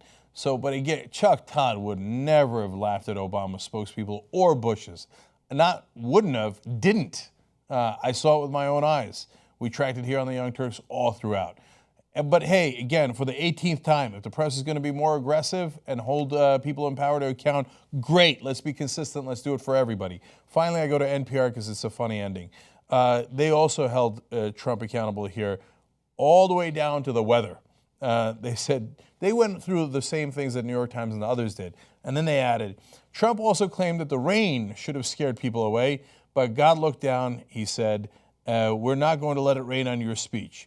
And that, though, he got hit by a couple of drops when he started his speech, that the rain stopped immediately. And then it became really sunny. They're quoting Trump there. In fact, neither of those claims is true, and it was raining during Trump's speech and remained overcast and cloudy.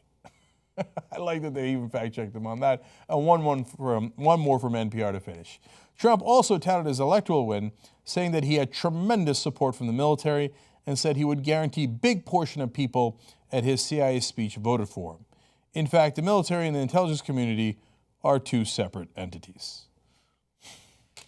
Keep it going, brothers and sisters. Keep it going. Fact-check everyone in power. Godspeed. All right. I believe I'm a little over time. All right, Anna's going to come back. We're going to talk about the Women's March when we return.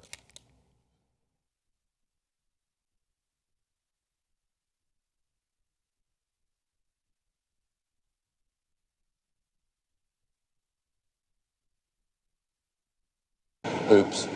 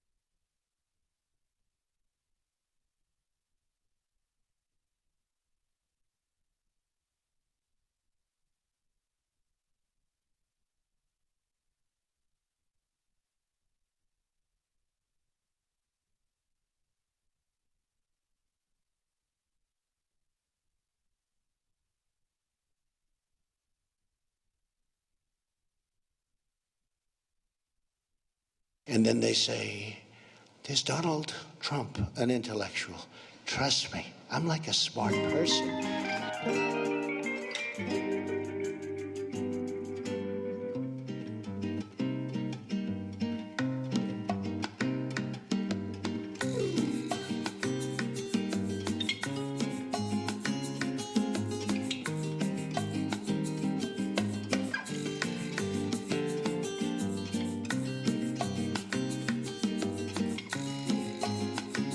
That creepy Trump voice even scared off the iguana.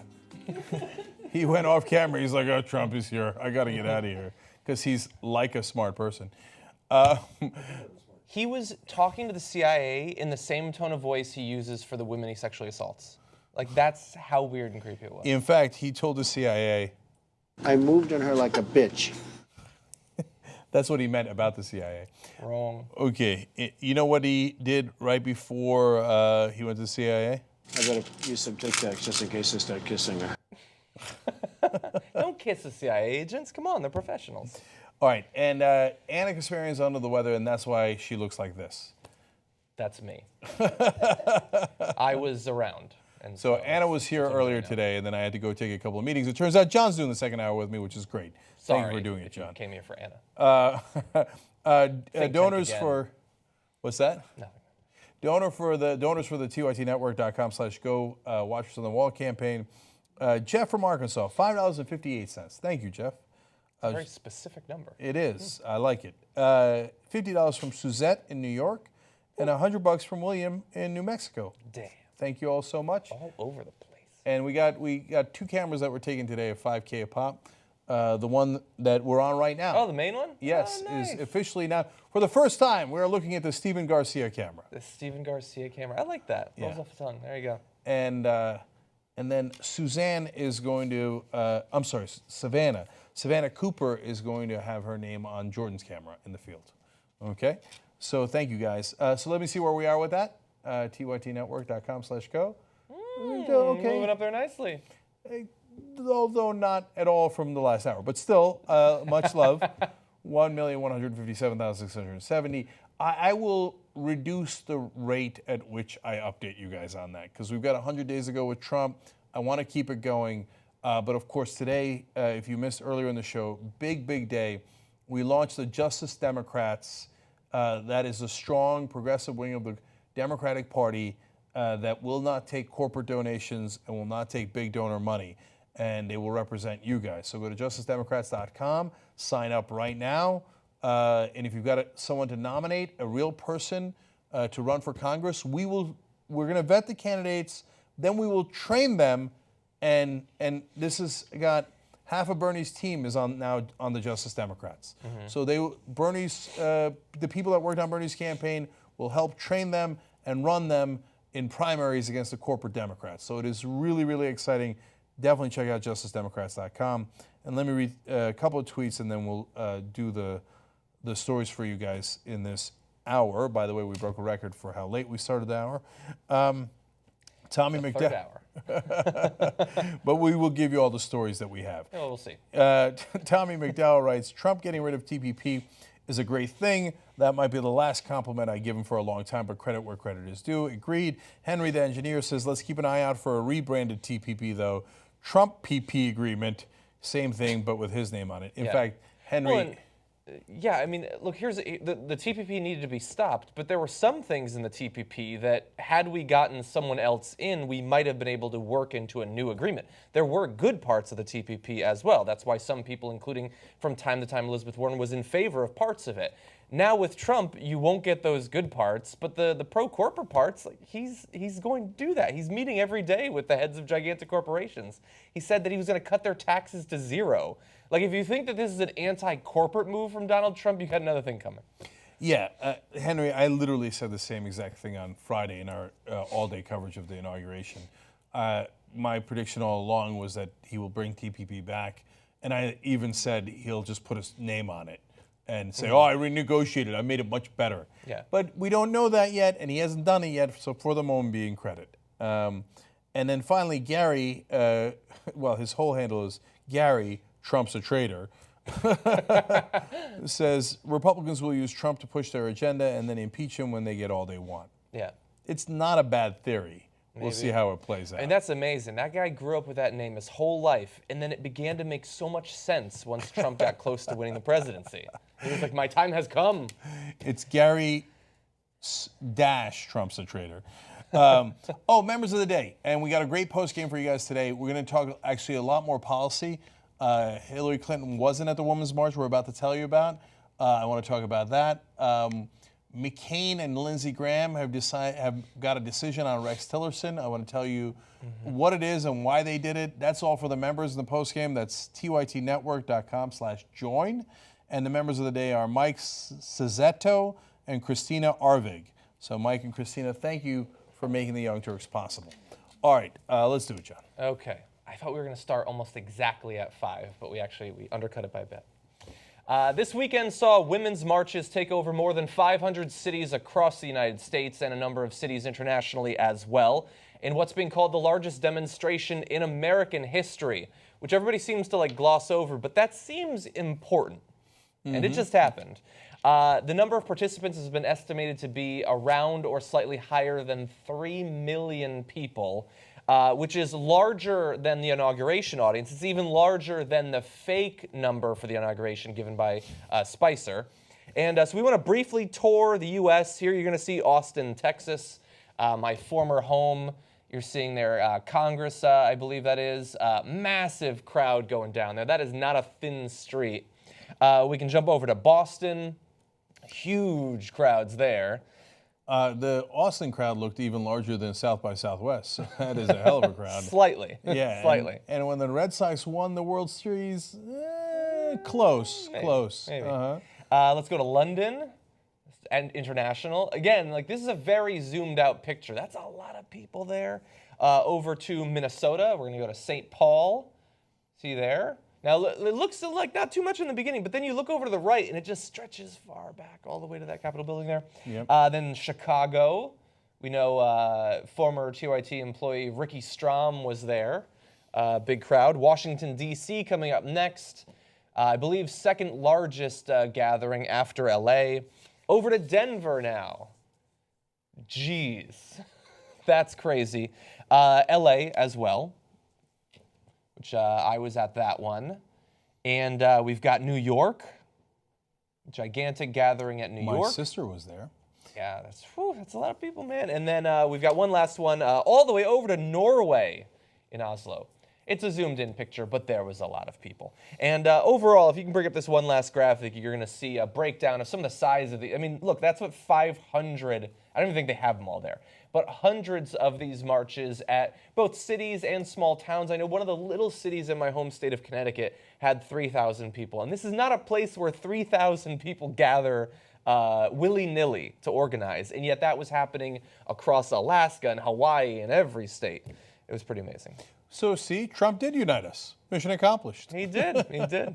Yeah, I saw one sign had just a big fist, and it was like, thanks, Trump, you made me an activist.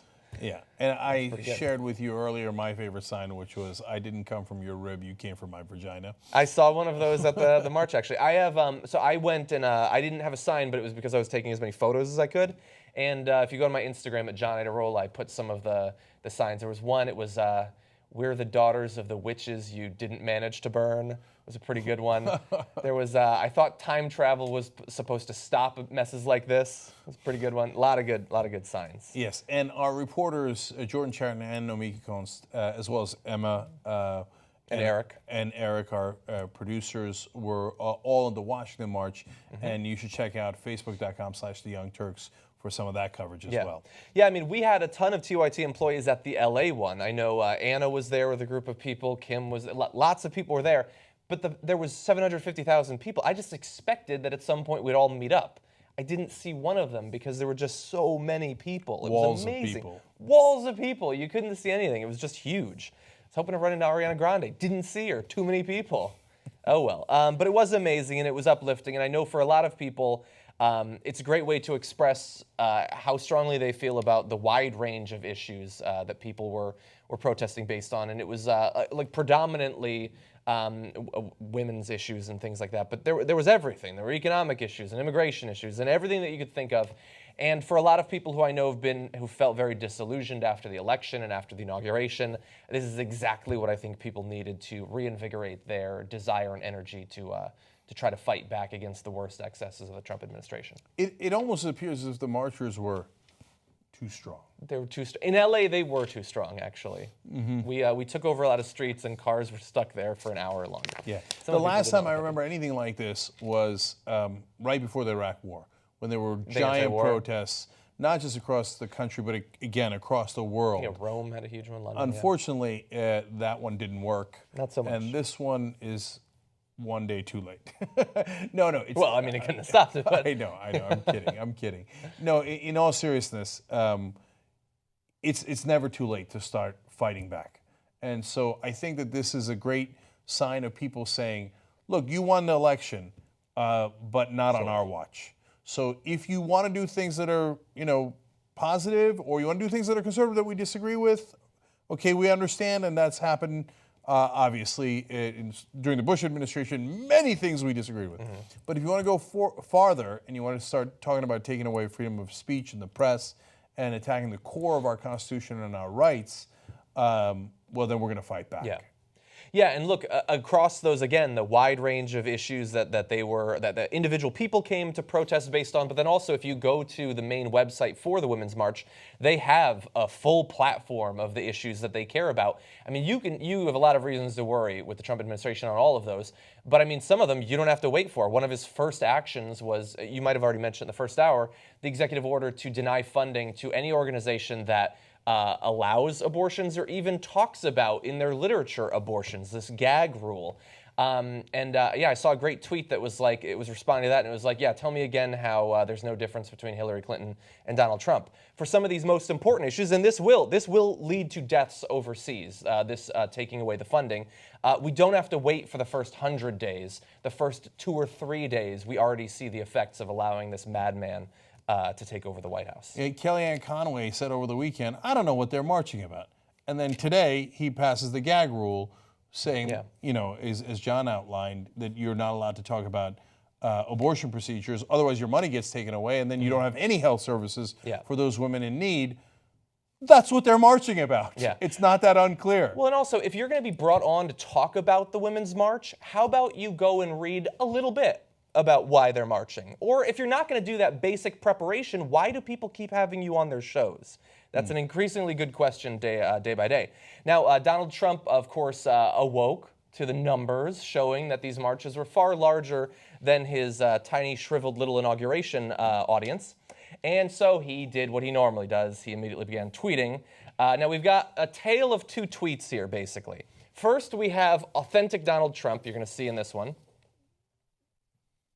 Watched protests yesterday, but was under the impression that we just had an election.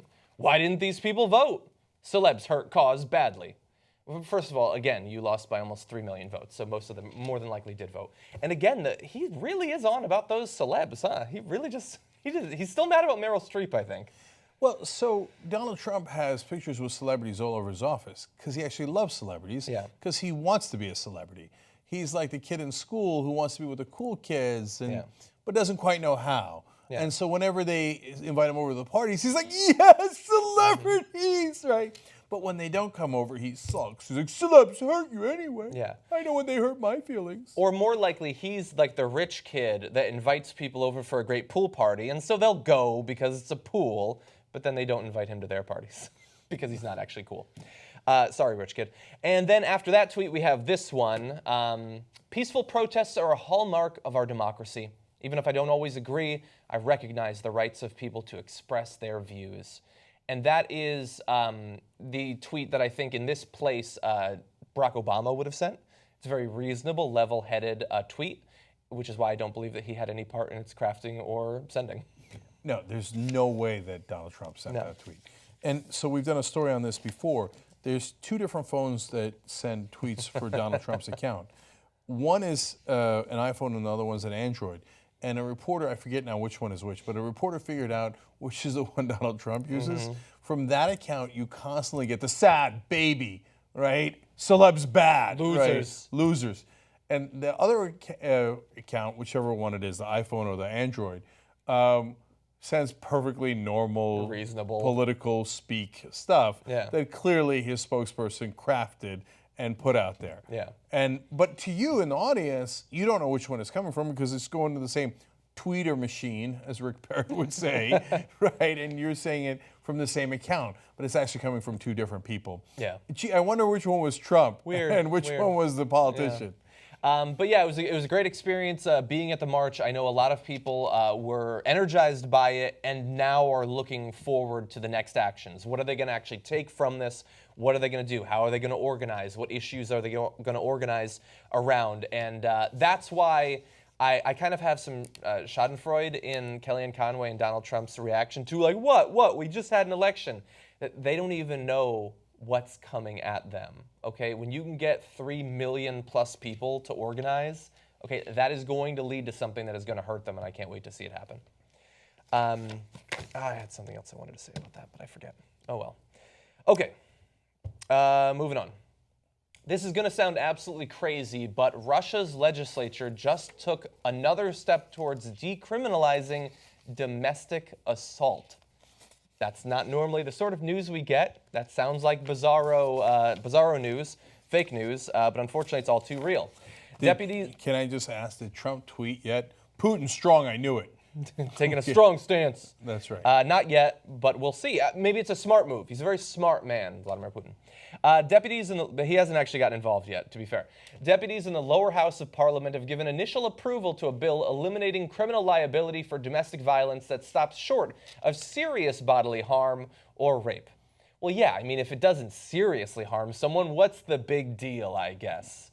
I don't actually believe that. The bill would make battery on a family member punishable by a fine of less than $500 or a 15-day arrest, which I guess is something, but perhaps not enough.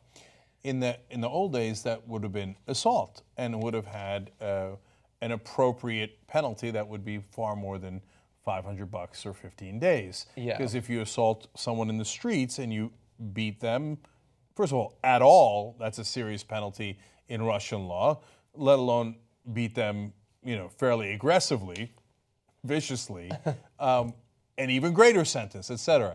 But now if you're doing it to your wife or to your kids, $500 and 15-day arrest. I mean, you didn't rape them, right? Or cause permanent bodily damage, well, then you're fine. Yeah. Yeah, and look, as I was reading multiple different articles, because it seems crazy, and so I assumed, I mean, these are translations from Russian. Maybe people are like trying to put the worst possible spin on it, and they're not really doing what it seems like they're doing. And all of the articles were peppered with Russian expressions, like sort of folk expressions, like, if he hits you, you know he loves you, things like that. And I don't normally really buy those because, I mean, there's millions of old expressions, and who knows what that actually represents. But we have a survey we're going to get to in 1 second. It's very interesting. First, though, to give an idea of how big of a problem domestic abuse and assaults are in Russia currently, back in 2013, more than 9,000 women were reported to have been killed in incidents of domestic violence. That's in just 1 year. That's in 1 year. That's amazing. And that's not, we're hit, we're severely injured. That was killed from the domestic violence that is now being tolerated and to some extent decriminalized. So I'm just going to jump in there for one more second, John, because look, this law still says you can't kill your wife or your husband, right? Okay, thank you. Yes, we appreciate that. So you say, well, that doesn't apply to the 9,000 who were killed. No, it does, because that's how it starts. It starts with beatings, and the beatings get worse, and then one day they die. And in fact, there's a story in the Associated Press about how there was I guess a relatively famous case where a woman called in to an officer and asked her for help. And officer, and this is, again, the reporting from the Associated Press, that this is fairly well known in Russia, that officers, on average, of course not all of them, don't respond much to domestic violence. They feel like that's getting involved in the family's affairs. So he said, well, call me if he's about to kill you. Well, she couldn't because he was about to kill her, and he did. Yeah. And so then they finally investigated, but it was too late. She was already dead.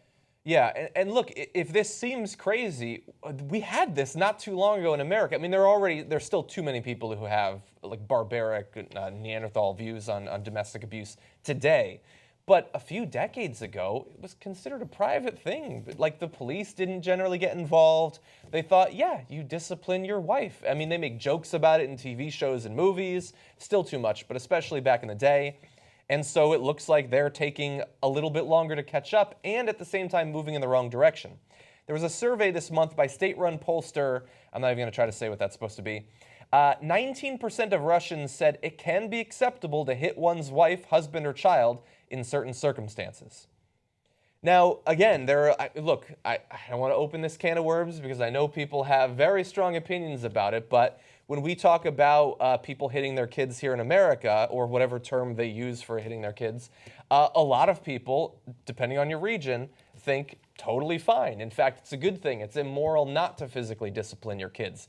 And so is it really that surprising to see that people in other parts of the world say, yeah, I mean, your wife is basically a kid, so you discipline her too, physically?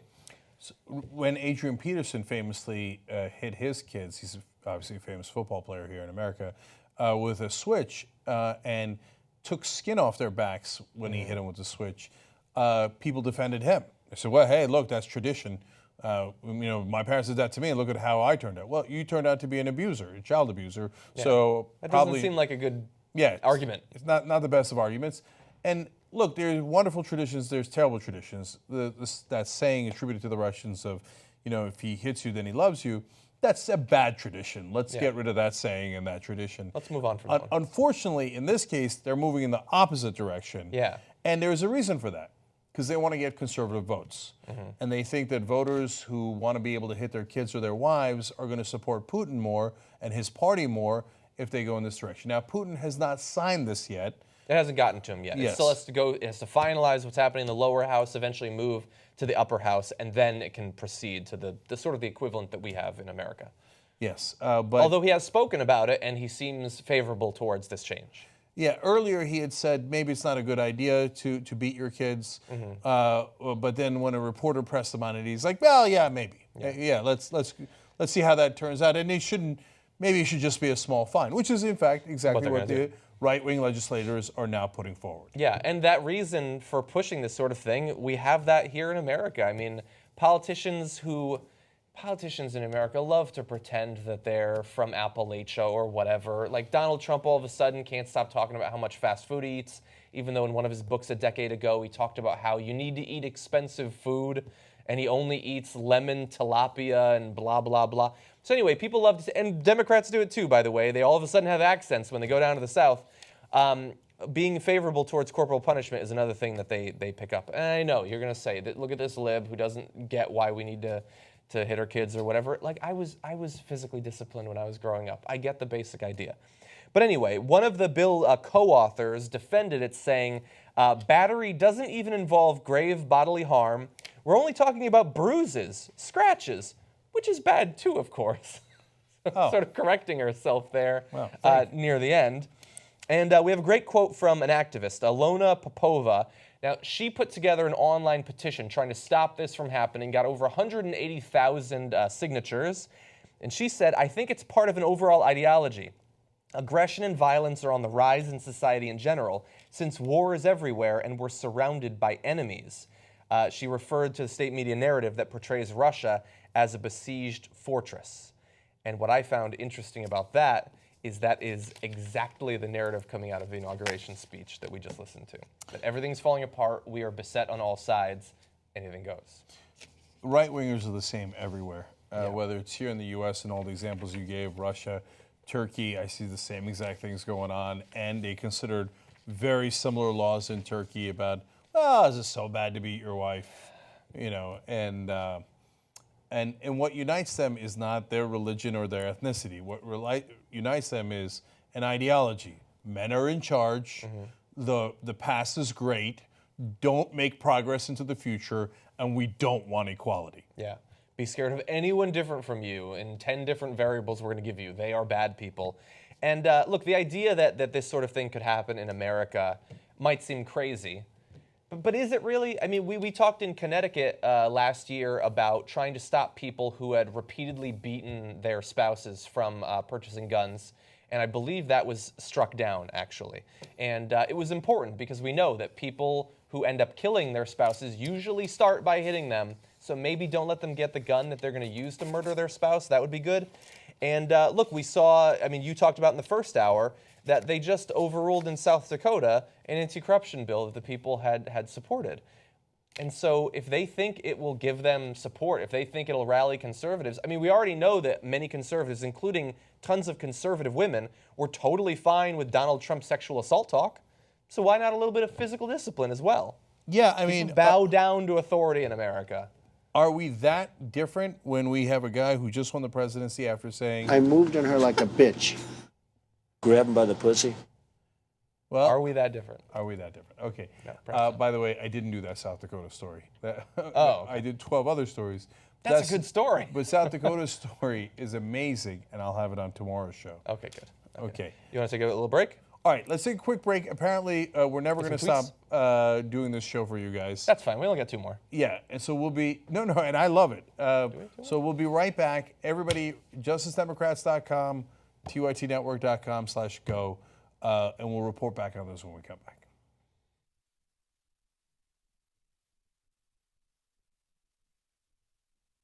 I do a whole bunch of stuff behind the scenes. My name is Dave. I'm going to tell you some amazing facts. There was one woman in the elevator who was wide open, and here I am now scrambling to prepare a post-game show. Oh, you got a great relationship. Enjoy. Okay, fine. We'll do your budget. It's gonna be a nice fucking middle finger to that. You especially are so schmoopy. More boring, less handsome version of Jack. It was Only so many ways you can cook a steak, right? Yeah. Sometimes you want some fucking tuna. Maybe edit that out. I thought it was a little embarrassing, but if people like it, I'll do it. Who is hotter? ¿Quién es más macho? There aren't going to be rose petals on the side of the runner. Why am I there? It was the best Valentine's Day I've ever had. How could someone not be attracted to me? I don't know, you did it! Thanks for being members and for being patient with me in this post-game show.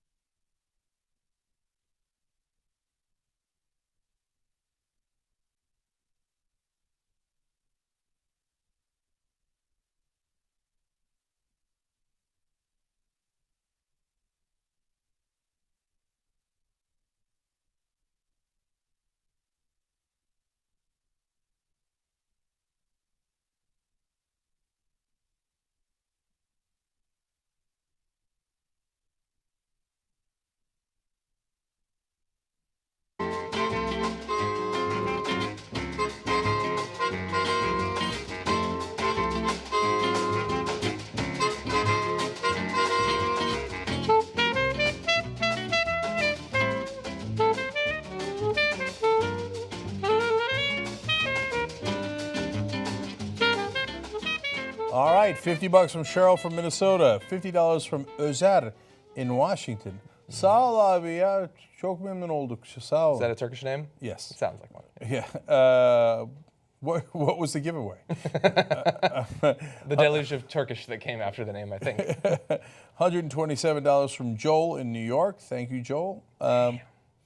And that shirt's going to be everywhere. It's going to be awesome. So your mama writes in, why would Hillary be at the, it's always funny, right? Why would Hillary be at the Women's March when there isn't any money in it for her? She's already got her PP endorsement. So let's save that for the post game for the members. That's tytnetwork.com/join to become a member. Because that goes both ways. I'll clarify in the post game. The Forgotten Arm writes in, Spicer was right that Trump drew record-breaking crowds. Problem was he mixed up the memos that clarified it wasn't pro-Trump. Yeah, it's true. It was record-breaking. Just the next day to protest them. Mm-hmm. And Amanda writes in, we marched in Gangnam Seoul as well. Wow, you did a Gangnam style. I knew instantly, but that is awesome. Yeah. Yeah, and we showed just a couple of the international ones. I could already feel that people were like, okay, get on to the rest of the story, but we could have done hundreds more if we wanted to. Yes. Last look at tytnetwork.com/go. I wanted to see if we moved it all. Yeah, wait there we go. A little bit. One. Enjoy this while you got it. I can't do it every day. Come on, it's fun. All right. Anyway, $1 million. We'll likely never fundraise again. And so this is our last opportunity. Yeah. No. But Kidding. I mean, look. when we did it 3 years ago, everybody's like, oh, you should do it all the time, every 6 months, at a minimum every year. And no, we only do it when it's for a specific purpose. Years. That feels like it was yesterday. It was Yeah. years ago. It was. Damn. God, imagine how we would have done if it was now. Whew. Okay. I say 3, but I think it might have been 2014. No, I mean, yeah. Well, It was a while nice ago. math there. Yeah, anyway. I think that was, it might have been in 2013. It might have been. So it might have been 4 years ago. 3.5 years. Anyway, 1,158,000. Thank Awesome. you, guys. All right, what's next? Okay, let's take a look at some data. That's all I really ever want to do. We've seen inequality in America at the individual level, and if you go around most American cities and other areas, you can see its effect in neighborhoods and in cities, how people live.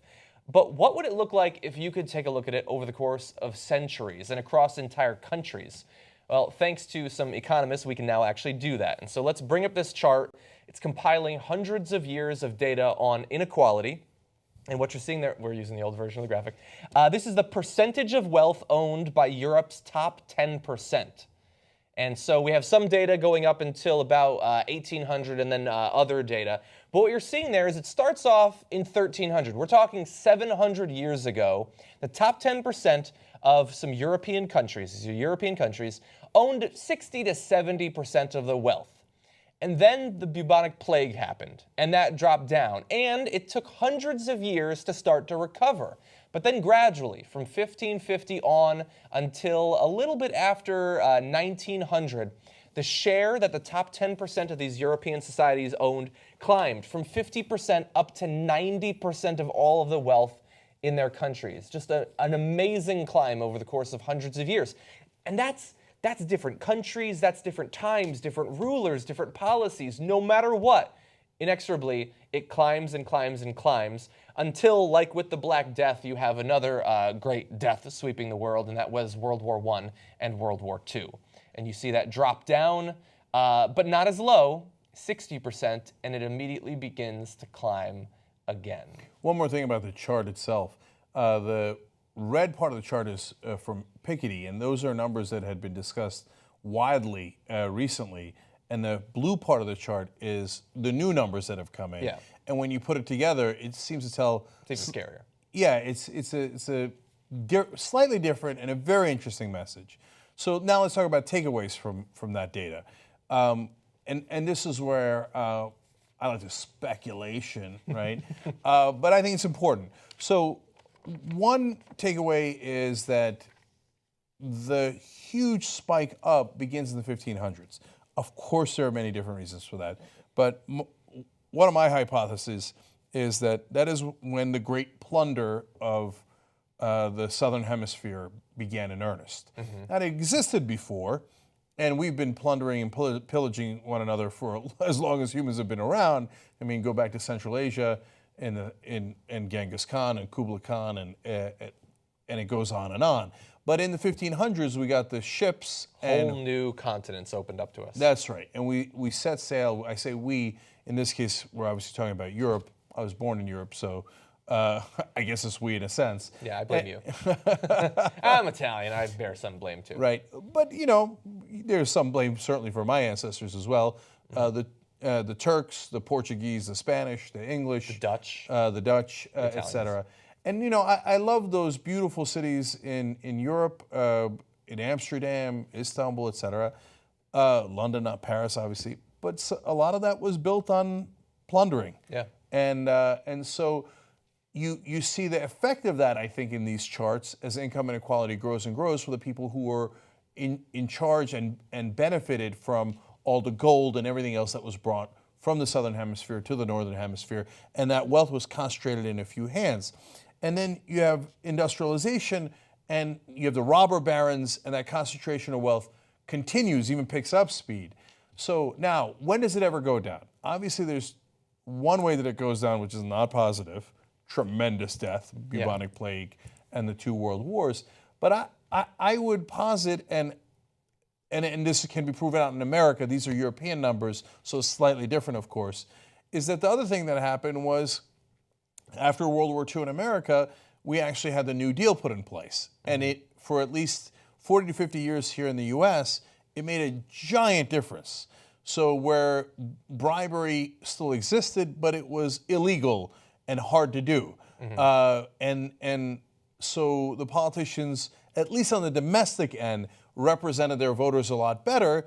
And what did you have? You had a fairer tax code. You had Social Security, Medicare, and Medicaid set up as a social safety net. Now that also applies in Europe, where you began to have a social safety net after the world wars that was much hardier and was real. Now in Europe, of course, the safety net is much better than it is in the U.S., and that leads to a decrease in income inequality. We get a little bit more equal, which is great. Although notice in those societies that continued to go up during that time.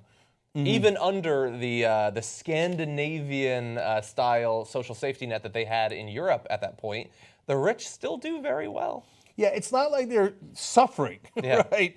And then in 1980, at least in America, this chart is again for Europe and slightly different.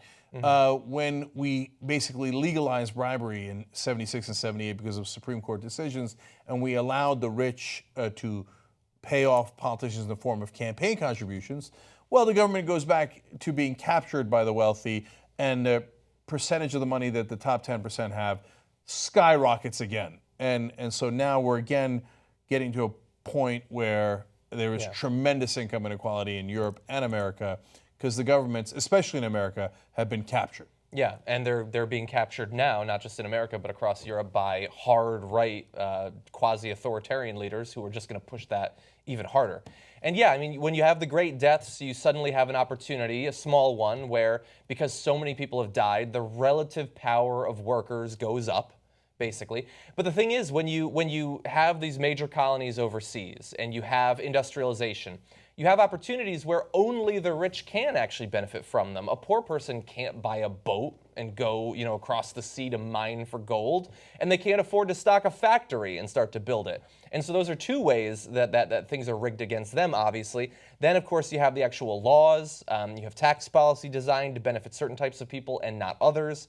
I mean, it's a complicated system. This is the sort of thing where we really need to bring in an academic to explain a bit of this. Perhaps some of the people who worked on it, that's something I'm working on. But it is interesting to speculate and about what we can possibly do to reverse some of this in the future, although history is working against us. Yeah.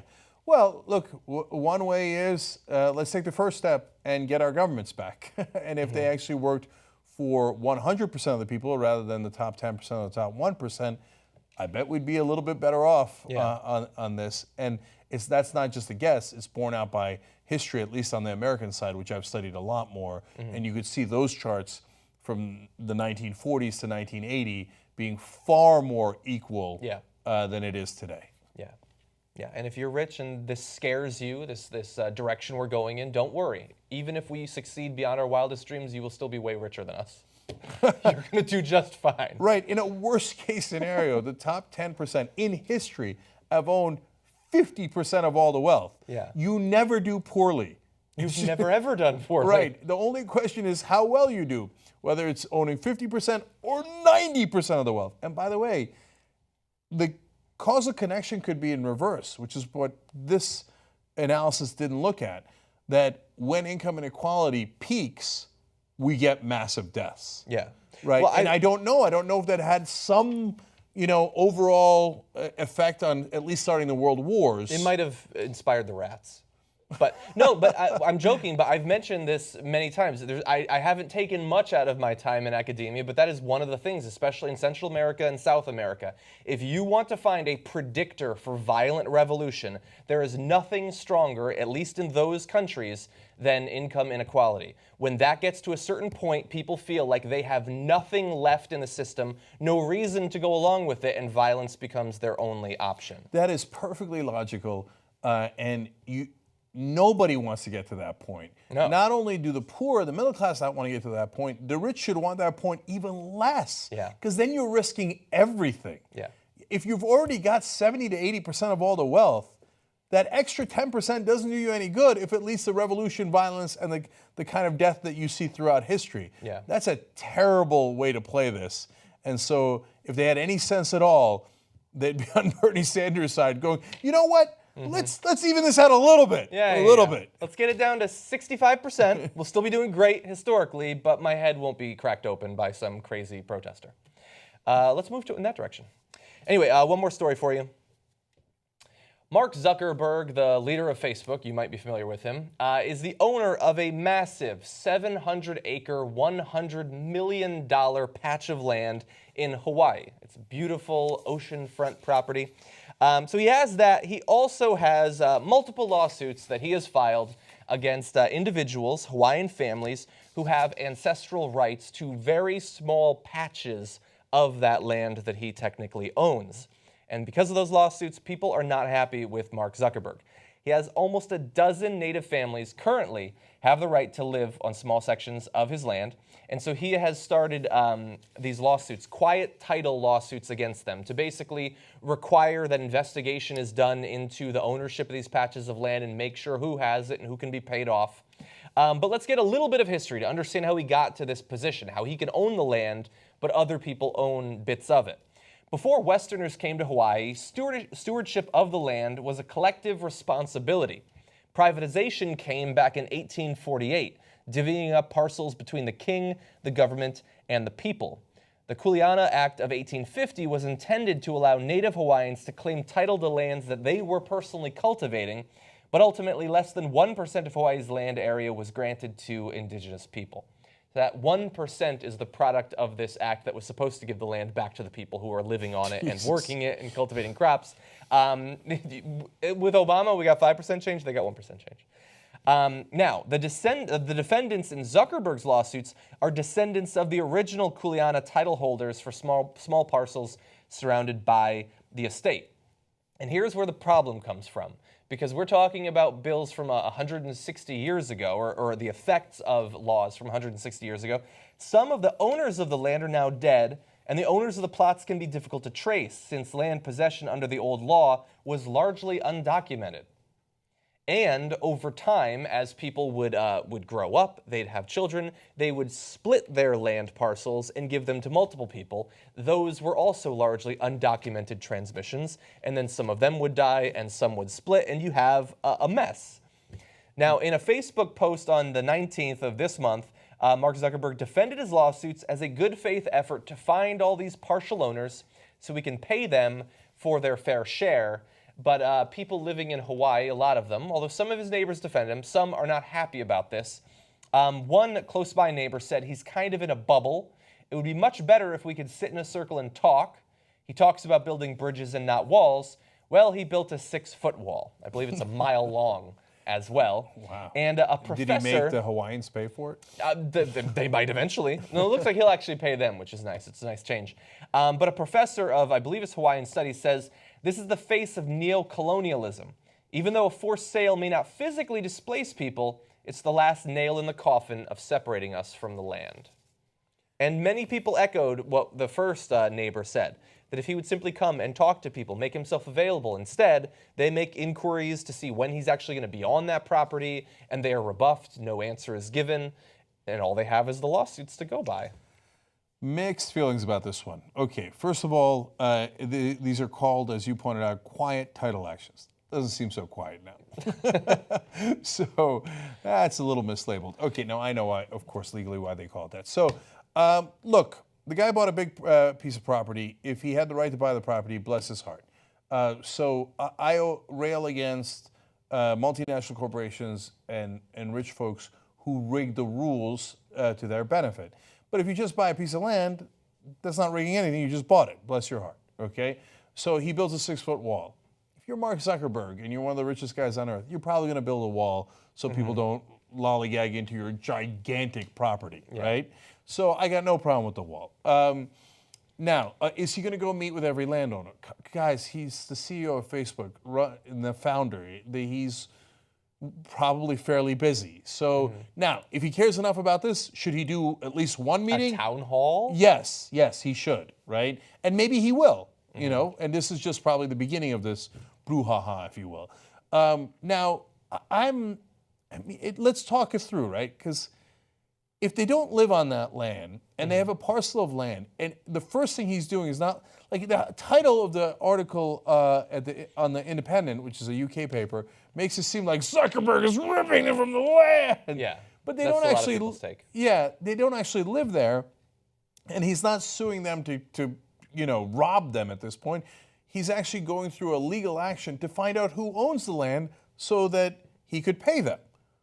That's not such a bad thing, right? And some of them may not feel like they should be obligated to sell. So if we get to that point, which we haven't gotten to, then that's a really interesting question. And he might have accidentally opened up a can of worms where justifiably the landowner goes, as it turns out, my parcel of land is in the middle of your land, and so you're going to have to make a big, beautiful gate in that wall.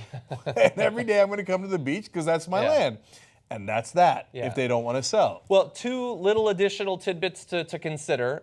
So the access to the beach is actually one of the important things that's at issue right now. A lot of people in the area do use the beach for fishing and various other sorts of traditional activities. They're worried that he might block off access to it. And this actually has shades of the same sort of thing happened in either Upper Santa Monica or Malibu, where there was this area where it's not a private beach, but some guy who owns land there just blocked it off and put a locked door, feeling like, well, what now? I live right near here. You can't have it, you dirty peasants. And so whether Mark Zuckerberg is actually doing that, that's what people are worried about. And then historically, the fear is that this is just the latest in a long historical trend where people used to live on this island and they could afford to live on the island. But then because it's one of the most beautiful places in the universe, as far as we know, more and more rich Westerners started coming and buying up big blocks of land and driving up the prices to the point where people whose families have always lived there can't afford it anymore. It's like the ultimate island gentrification, basically. And they're worried that this is just another example of that, a huge, huge example of it. Okay, so I should, as I continue to defend Mark Zuckerberg, I should note that we are partners with Facebook in that we use their platform, and this video will probably go up on Facebook, okay? Yeah. I'm just giving you that notice because I want to be upfront with you about it. Okay, now let me tell you about how great Facebook is. No, I'm kidding, I'm kidding. So, look, I get the overall trend, and it is fascinating that before 1848, that's not that long ago, nobody owned the land. Isn't that a trippy thought? They just lived there, and they didn't have to worry about this is mine and this is yours. And so now it's a little bit more complicated that throughout the world, right? When we start to do agriculture is when people get more literally territorial, right? Although they don't have to. Okay, that's right. They don't have to, but they did. But in Hawaii, all the way to 1848, you want to go live by the beach, live by the beach. You want to go live there, you go live there. Now, fortunately or unfortunately, I think a lot of people think, like the professor does, unfortunately, we don't live in that world anymore. And so now people do own the land. So I think that this is the beginning of this story, and I don't think anybody's done anything crazy or horrible yet. And I think that as much as those Native Hawaiians want Zuckerberg to give them the benefit of the doubt, it should be reciprocal. Like, he hasn't thrown, it's not like Donald Trump where he tried to kick a little old lady off her land so that he could build a parking lot for the limos that would come to his casino in Atlantic City. That's a literal story. Wow. Okay, and he tried to use government power to force her off of her land as she lived there her whole life. So, okay, now if Zuckerberg does that, we're having a different conversation. Yeah. But right now, that is not the fact pattern. Well, I will say, so we're hearing about dozens of lawsuits. Do people live on any of those parcels of land? Do they sometimes live on those parcels of land? From the research that I've done, it's not immediately clear. And so what I think needs to happen is that we need eyes on the ground to talk to some of these people. And I understand Jordan and Mickey are very busy. And so I will go. Send me there for on-the-ground reporting in Hawaii, and I will figure this shit out. I'll track these people down, and I'll hold Mark Zuckerberg to account. Okay, well, and the island he's on is apparently, I have never been there, but it's apparently the most beautiful island. I don't doubt that. So, but I will find out for myself. This is what your investigative reporting paid for. No, it is not this what it paid for. This is an important issue for Native rights. This I know, isn't a joke. I know, you care a lot about Native rights. Okay. I do. Anyway, let's just everybody be cool. Let's withhold judgment until there's more information. For the moment being, it appears that he is trying to figure out who owns the land, and then he says pay them their fair share. We'll see if that's how it turns out. He can afford to. Yes, that's certainly true. And if that doesn't work out, he'll buy the entire state of Hawaii. Okay, now, we're finally done, kind of, because we've got the post game next, where we're going to do a lot more coverage for you guys. Bye-bye.